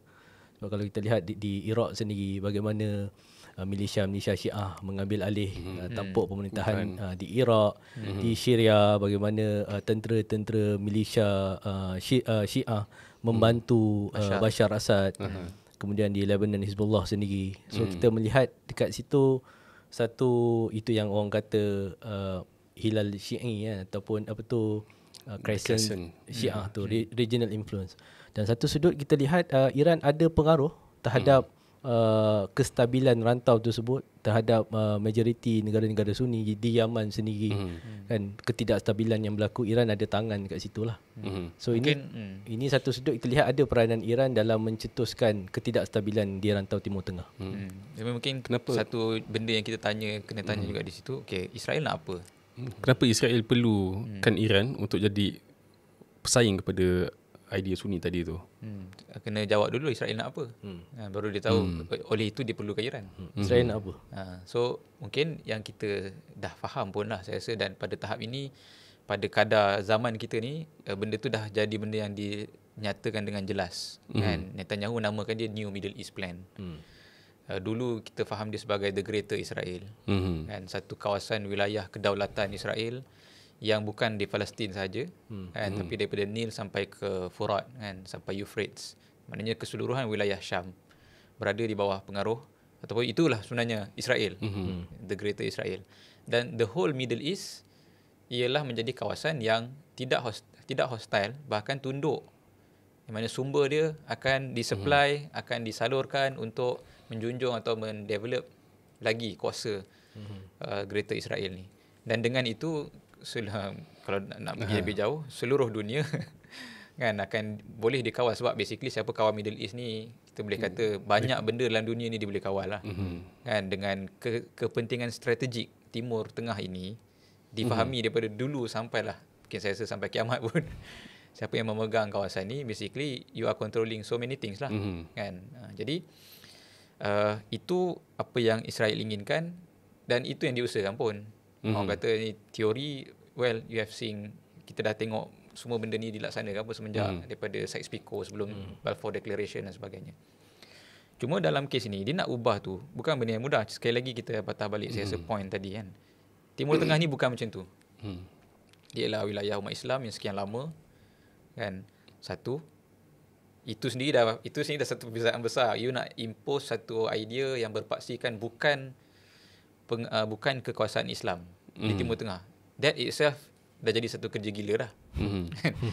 Yang kedua, apa yang dia nak tu bermakna dia kena ambil tanah. Macam-macam negara pun tanah ni. Macam-macam negara. Dan tanah yang strategik pula tu kan, keseluruhan wilayah Syam ni. Kau kena menjajah, kena menjarah, kena apa semua. Pun dah kerja gila juga. Kan? Dan yang ketiganya, dia kena mengubah mentaliti, kena mengubah akidah, kena mengubah orang yang ada di situ sehingga boleh menerima Israel. kan, dalam kamus kehidupan mereka sebagai pemimpin, sebab benda yang saya sebut ni benda yang apa Israel kena buat Tapi macam kalau dia nak capai cita-cita dia ni. Apa itu, ini diringkaskan lah. Ini dia kena buat. So dalam nak mencapai perkara ni, itulah datangnya persoalan. Macam mana Israel melihat semua negara yang ada di Timur Tengah ni. Macam mana dia tengok, especially kuasa yang besar lah. Mesir dia tengok macam mana, Saudi dia tengok macam mana, Iran dia tengok macam mana. Ini semua ada potensial, atau Iraq dan sebagainya. Jadi di sini kita boleh mulakan premis untuk kita faham, okay, now where is Iran dalam reka bentuk ini. Apa pandangan? Pandangan. Tapi macam saya nak tanya balik macam plan tu, nampak macam situasi sekarang ni tak adalah bergerak ke arah plan tu. Maksudnya Israel dengan hostile kepada bermacam-macam negara, serang Iran, berperang dengan Lebanon, dengan Yaman sebagainya. Dia tak adalah nampak macam gaya nak integrate kan, tapi bersifat hostile lah dekat Timur Tengah ni. So adakah sebenarnya hostile maksudnya tak terima projek dia, bukan maknanya perang. Perang ni ialah aktiviti harian yang berlaku. Kejadian. Perang ni fenomena. Makna hostile ni maknanya terima tak design yang saya sebutkan tu, terima ke tidak terima design tu. Basically bila Abraham Accord di Meterai 2021, bila Saudi kata dia akan normalize apa, so itu ialah antara indikator-indikator besar bahawa Timur Tengah ni menerima dah design tu. At least on paper lah. Kan, walaupun mungkin status quo on the ground mungkin orang question lagi. perang sebagainya, tapi macam Mesir memang dia normalize lama dah Camp David dengan Israel, tapi rakyat tak terima pun. Itu satu orang kata apa, wild card yang boleh muncul. Okey lah kan, tapi bermakna pemimpin kebanyakan negara Timur Tengah sudah ke arah itu. Kan, cuma benda tu pun tak mudah dulu. Saya selalu sebut benda ni bila orang tengok negara-negara teluk hari ni kan, hatta Jordan hari ni, hatta Syria hari ni, orang lupa dulu dia orang ni sebaliknya. Dulu tak dulu mana pun 60-an je kan, 60-an dia orang ni serang Israel. Betul. Apa yang Iran buat sekarang ni, al-mautu lil Israel tu, itu slogan dulu. Semua negara Sunni negara Arab kan, sebab desakan daripada rakyat.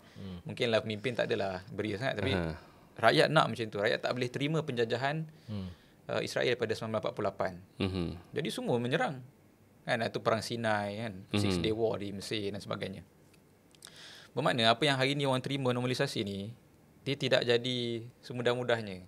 Dia proses je lah. Dia satu proses yang berlaku, dan dalam proses yang berlaku ni banyak perkara strategik Israel kena buat. Dan di sinilah timbulnya satu teori di mana orang mengatakan they need Iran for this. Untuk okay, kenapa? Great. Okay, kita mungkin boleh bincang kan kat situ kan.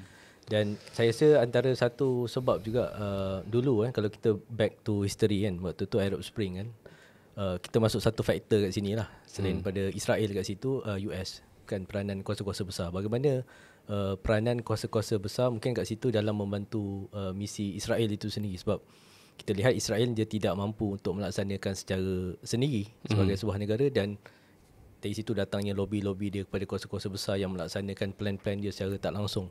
Dan bila kita sebut tentang projek The New Middle East ni, antara pendukung utama dia adalah Amerika Syarikat lah. Amerika Syarikat sendiri dia ada, dan juga Israel ada design dia sendiri dalam bentuk Timur Tengah yang mereka nak design tu sendiri.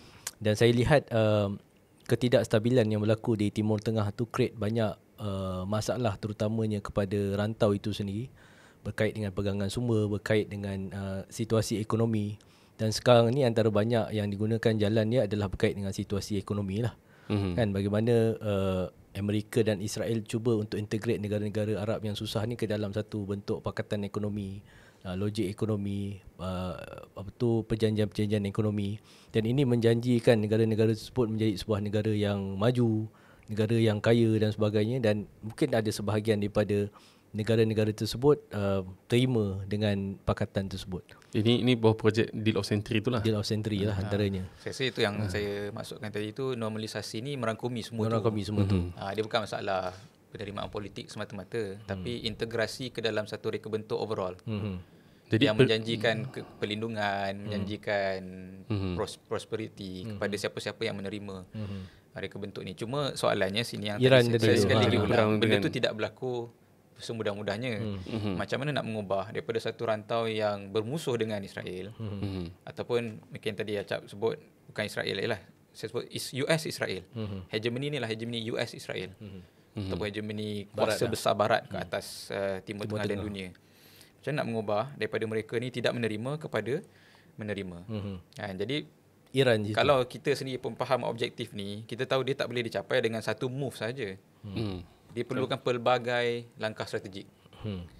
Dan di sinilah timbul pun orang sebut dalam konteks ini di mana Iran?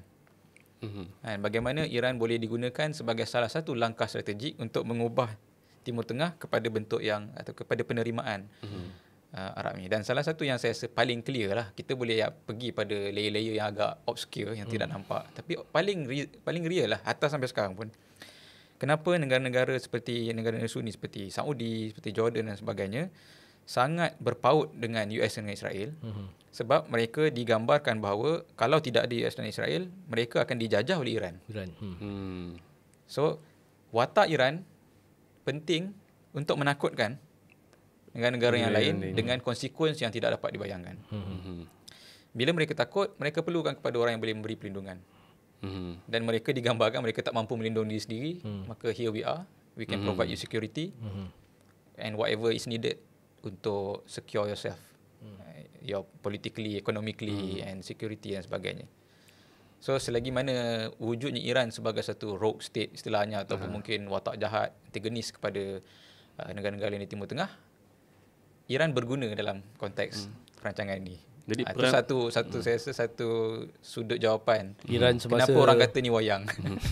Maknanya Israel memang mengekalkan Iran, I need you, so dia mesti wujudkan negara yang macam ni kan, untuk supaya negara lain ni akan terima design dia. Jadi peran yang ingat sekarang ni adalah untuk mengukuhkan naratif tersebut lah. Naratif di mana negara Sunni, negara Arab yang lain ni perlukan kerjasama secara ekonomi, secara keneteraan dengan US dan Israel supaya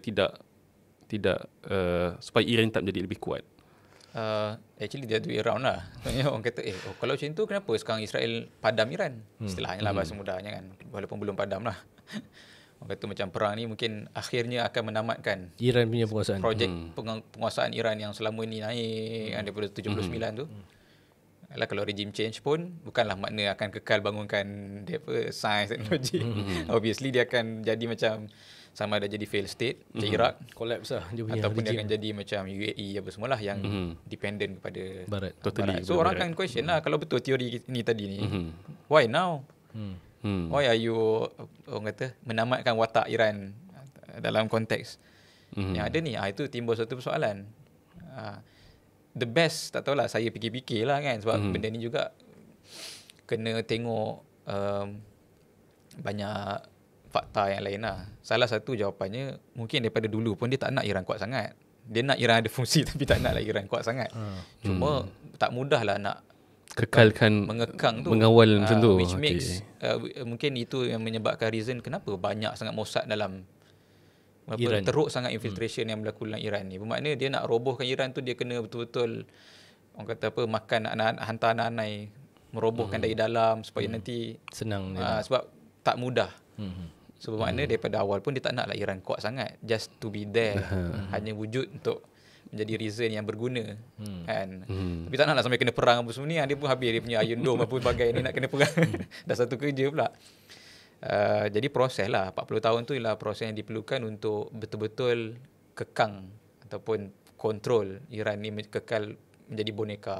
Itu satu jawapan kan. Jadi sekarang ni ialah apa kata penghujung prosesnya mungkin. Itu satu jawapan lah yang saya fikirlah. Sebab Iran sendiri pun dia ada proses dia untuk menjadi kuat tu kan. Tengok di rantau Timur Tengah tu, macam mana daripada 79 sampailah sekarang tu, untuk dia menjadi kuat tu pun satu proses. Dan waktu tu pun dia menghadapi musuh-musuh macam Iraq sebagainya, sehingga kan benda tu dah jatuh, barulah dia sekarang ni mungkin kata kemuncak lah kepada kuasa dia. Iran sini tak sedar ke tentang perancangan Israel ni lah? Maksudnya yang menjadikan dia ni hanyalah sebagai existential threat kepada supaya Israel boleh melaksanakan agenda dia kepada seluruh Timur Tengah ni. Saya rasa Khomeini sedar, sebab kalau tengok video-video dia pun banyak kali dia cuba, walaupun mungkin ni politik kan, penyatuan antara Sunni dan Syiah, negara-negara Sunni dan Syiah jangan gaduh. Kita duduk bersama-sama untuk memerangi imperialis, Zionis dan sebagainya. So ada cubaan itu di kalangan Iran sendiri, Khomeini khususnya untuk membuat penyatuan tu. Dan kalau kita lihat pun baru-baru ni stand daripada negara-negara di Timur Tengah Sunni, kebanyakannya sudah mula positif terhadap Iran. Walaupun mungkin ni politik lah. Contoh macam Saudi. Mostly politik Diplomatik lah. So, Saudi, Qatar dan sebagainya. Saya tu wayang lah. So dia buat political deal kat situ. Cuma mungkin nak jawab yang isu tu, kalau kita pun jadi Iran dan kita ambil balik teori yang first tadi, bahawa Iran ni ada national core power punya vision kepada Timur Tengah, Israel pun berguna dalam rancangan dia. Kalau Israel tak wujud, macam mana dia nak dapat soft power yang tadi dia boleh menyatukan semua orang anti-imperialist, anti-Israel? Siapa musuh dia?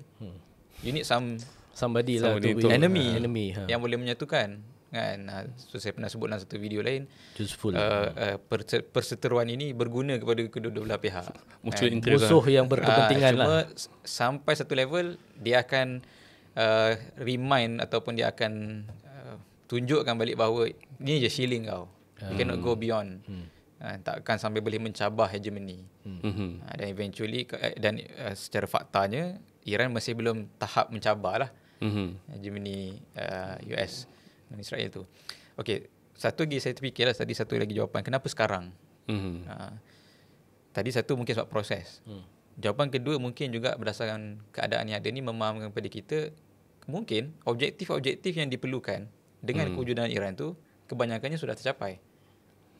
Okey, contohnya kan bagaimana negara-negara Arab telah pun akhirnya berpaksikan sepenuhnya. Kan, atau kalau Abraham Accord ni orang kata apa, cherry on the top lah. Sebab tu Trump sebut deal of century. Selesai lah semua. Bermakna okey, boleh tutup file lah kerja-kerja yang tutup lah file Iran. Kan, okey, now tamatkanlah cerita dia.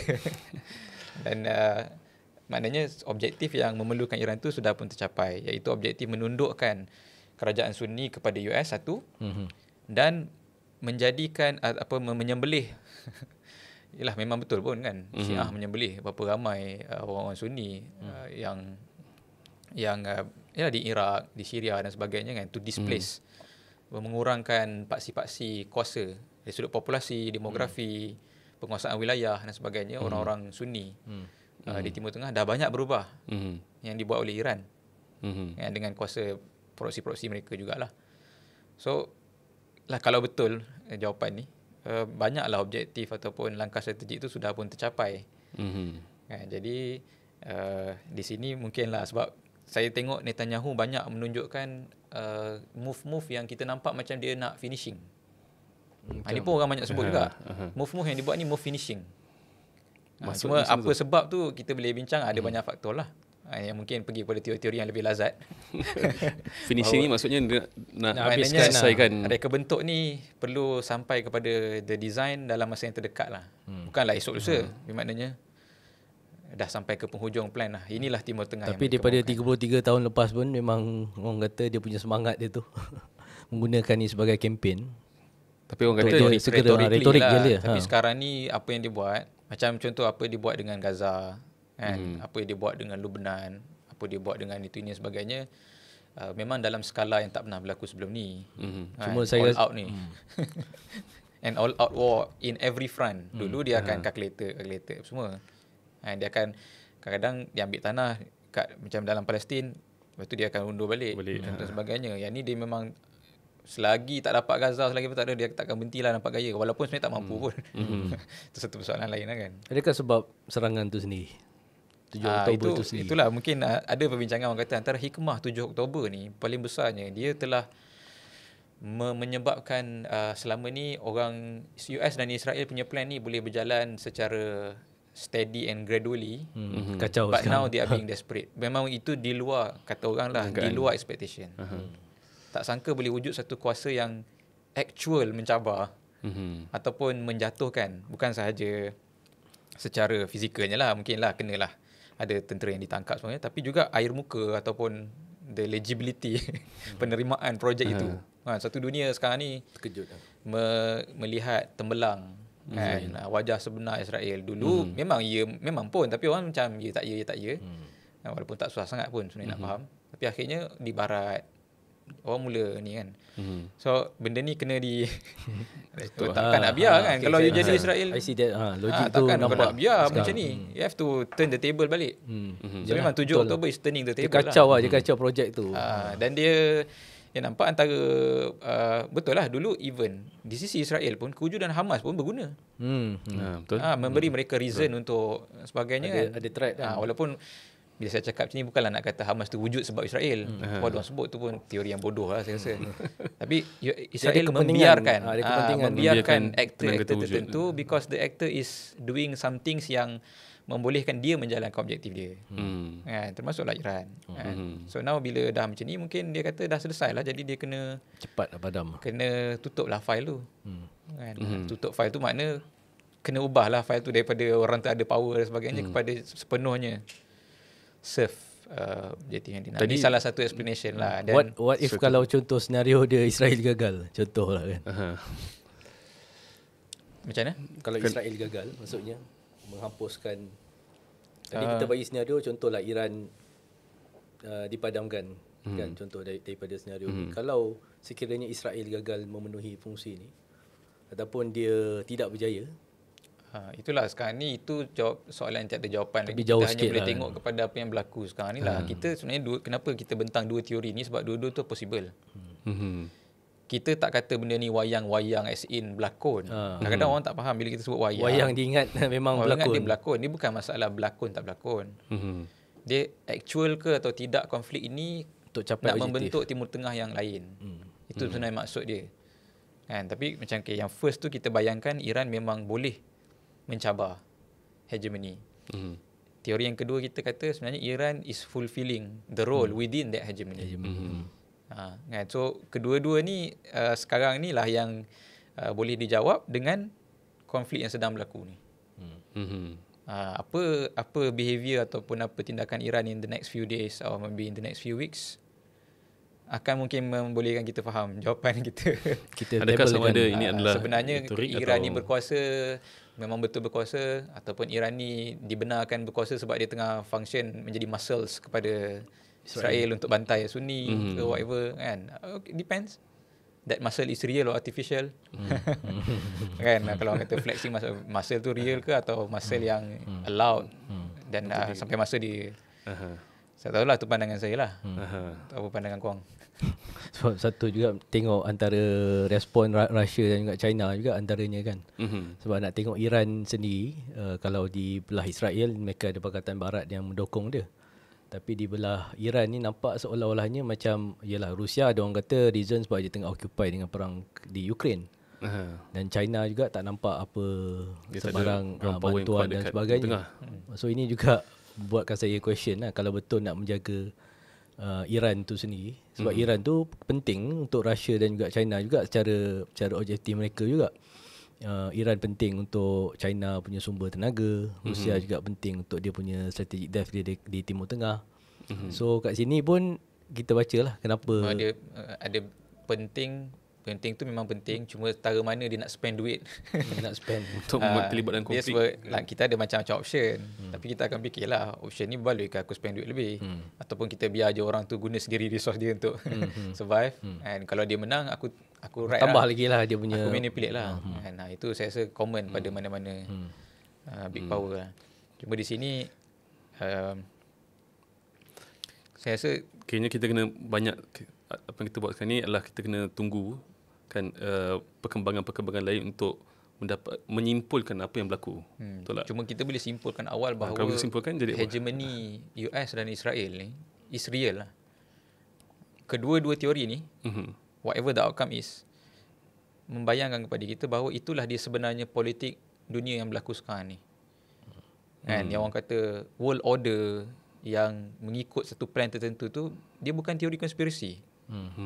Apa yang berlaku ni membenarkan ataupun menjadi satu penzahiran pembuktian kepada bahawa dunia ni mesti hanya dalam satu bentuk tertentu. Whatever go against ataupun kuasa di dunia ni mesti kuasa yang unilateral. US Israel. Atau kalau kita nak mungkin lebih eksplisit dalam buku ni kita terangkan kuasa elit global. Yang mana elit global ni is beyond state pun. Bukannya US, bukannya Israel. Tapi US dan Israel ni menjadi platform untuk mereka impose ataupun letak satu blueprint dunia yang mereka nak. Kuasa tu pada mereka, kekayaan tu patah balik pada mereka. Orang lain tak boleh kaya, orang lain tak boleh berkuasa. Nuklear pada mereka, orang lain tak boleh ada nuklear. Boleh ke kalau macam contoh orang Melayu, orang Melayu pula. Pakistan. Kita orang Melayu lah, kita kata orang Melayu ada kesedaran nak bangunkan nuklear. Boleh tak? Tak boleh. Sebab yang boleh bangunkan nuklear ni ialah dengan restu dia je. Sebab tu kita tengok negara-negara yang ada nuklear, negara apa? Yelah, contoh kalau kita tengok Banyak negara barat ataupun negara yang tapi kalau ada pun macam bincangan Timur. North Korea. Kadang kata sebab tu Iran tengok North Korea tak kena serang sebab dia ada nuklear. Jadi kita pun kena buat nuklear. Jadi sebenarnya cara kita membaca Iran mungkin boleh dipakai dengan untuk membaca apa sebenarnya North Korea, tapi itu cerita lain lah sebab dia environment yang berbeza kan di timur. Cuma macam mana kalau teori yang mengatakan bahawa Amerika tu adalah negara yang semakin menurun kuasa dia, diminishing power. Macam mana pandangan tentang benda ni? Kita boleh buat satu episod khas saya rasa untuk membahas kan. Tapi kita dah establish di situ bahawa yang dimaksudkan hegemony ni tidak semestinya pada negara-negara. Ni theoretical sikit. Dia tidak semestinya terikat dengan negara tertentu.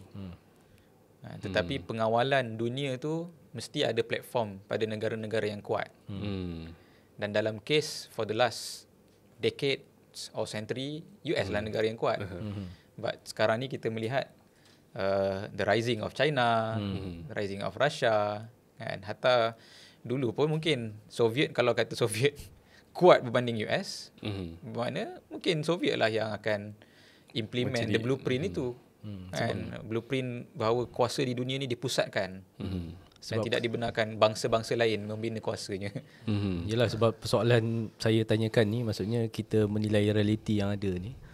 Maksudnya kalau point of view negara-negara Islam ni, apa sebenarnya yang dia boleh lakukan, kan? Sebab melihat dalam hegemoni tersebut, US dan Israel, China dan juga Russia, di manakah posisi dia dalam permainan ni. Saya rasa ini juga satu benda yang kita mungkin boleh bincangkan ataupun masuk ke dalam part kita yang seterusnya. Akan kita bincang tu lah. The next podcast. Ini kita kena bincang juga maksudnya. Maknanya dalam sekarang ni benda-benda yang ada ni bermakna yalah, kalau saya rasa lah, kalau saya yang menonton ni, saya akan rasa macam apa benda gelapnya masa depan kita.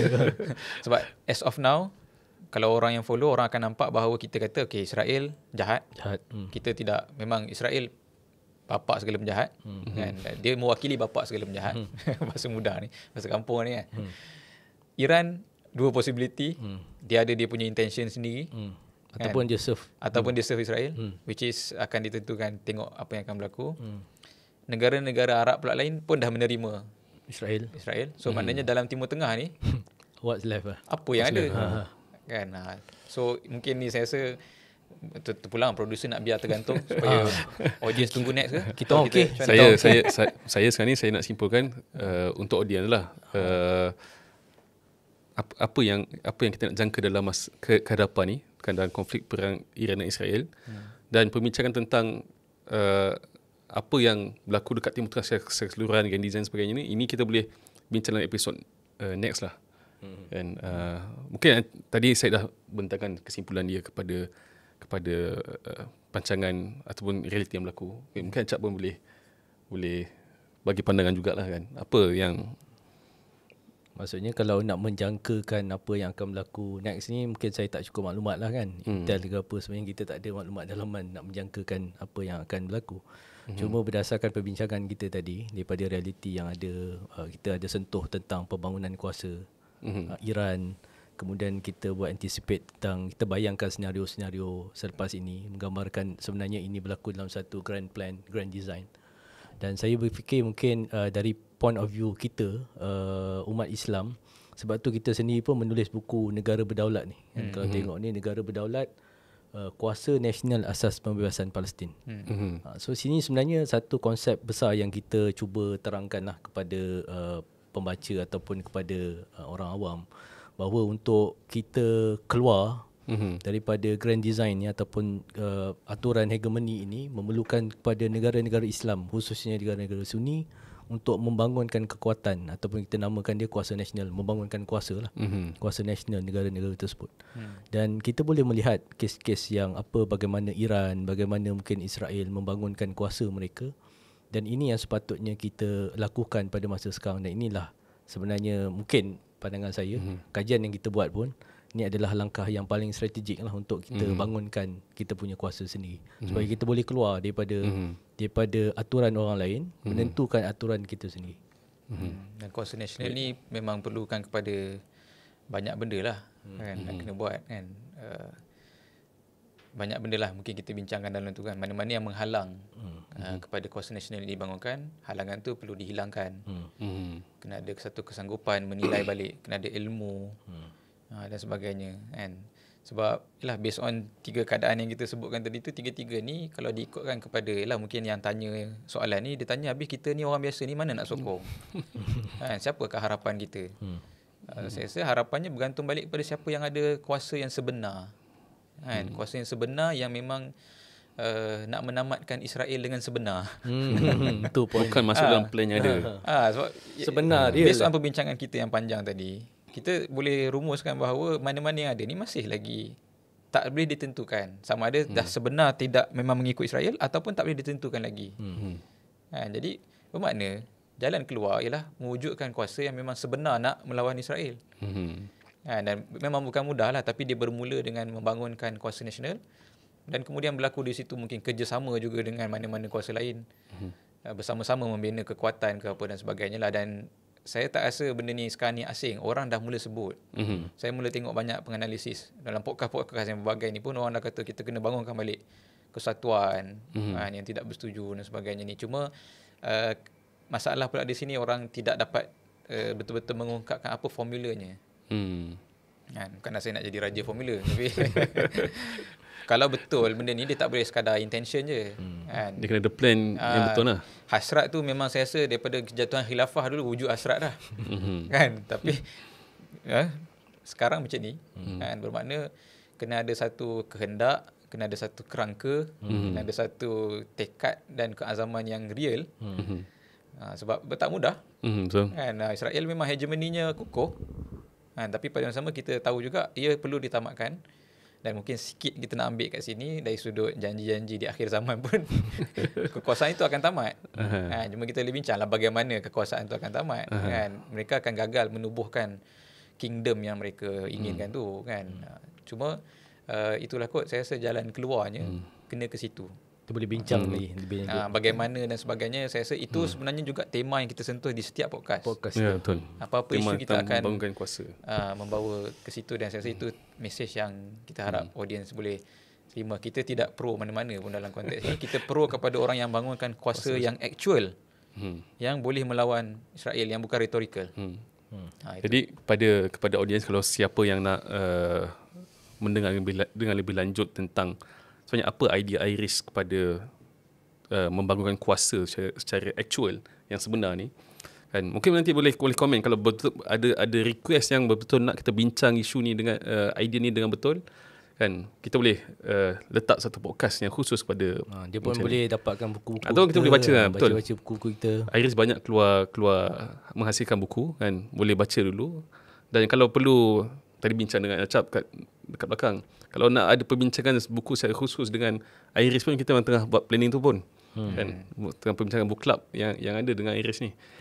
Jadi saya rasa mungkin sekian situ saja perbincangan kita kali ini. Dan mungkin sikit saya harap episod kali ini membolehkan masyarakat kita melihat isu yang berlaku ni bukan dengan emosi saja.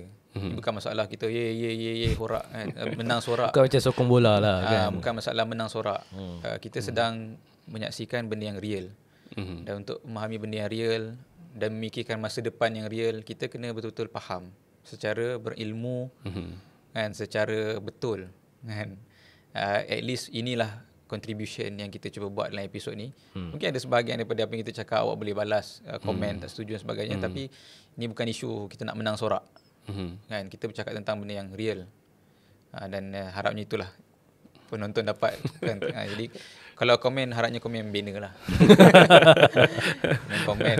Dia banyak komen kena attack kan. Ini Saya rasa kena ubah masyarakat kita kena ubah. Di dalam banyak ingat benda ni sonok-sonok. banyak aspek pun politik pun sama dalam isu politik. Boleh je tak masalah tapi nak menghabiskan masa dengan benda macam tu buat apa? Kan jadi kalau betul jadi World War 3 yang sakitnya awak juga.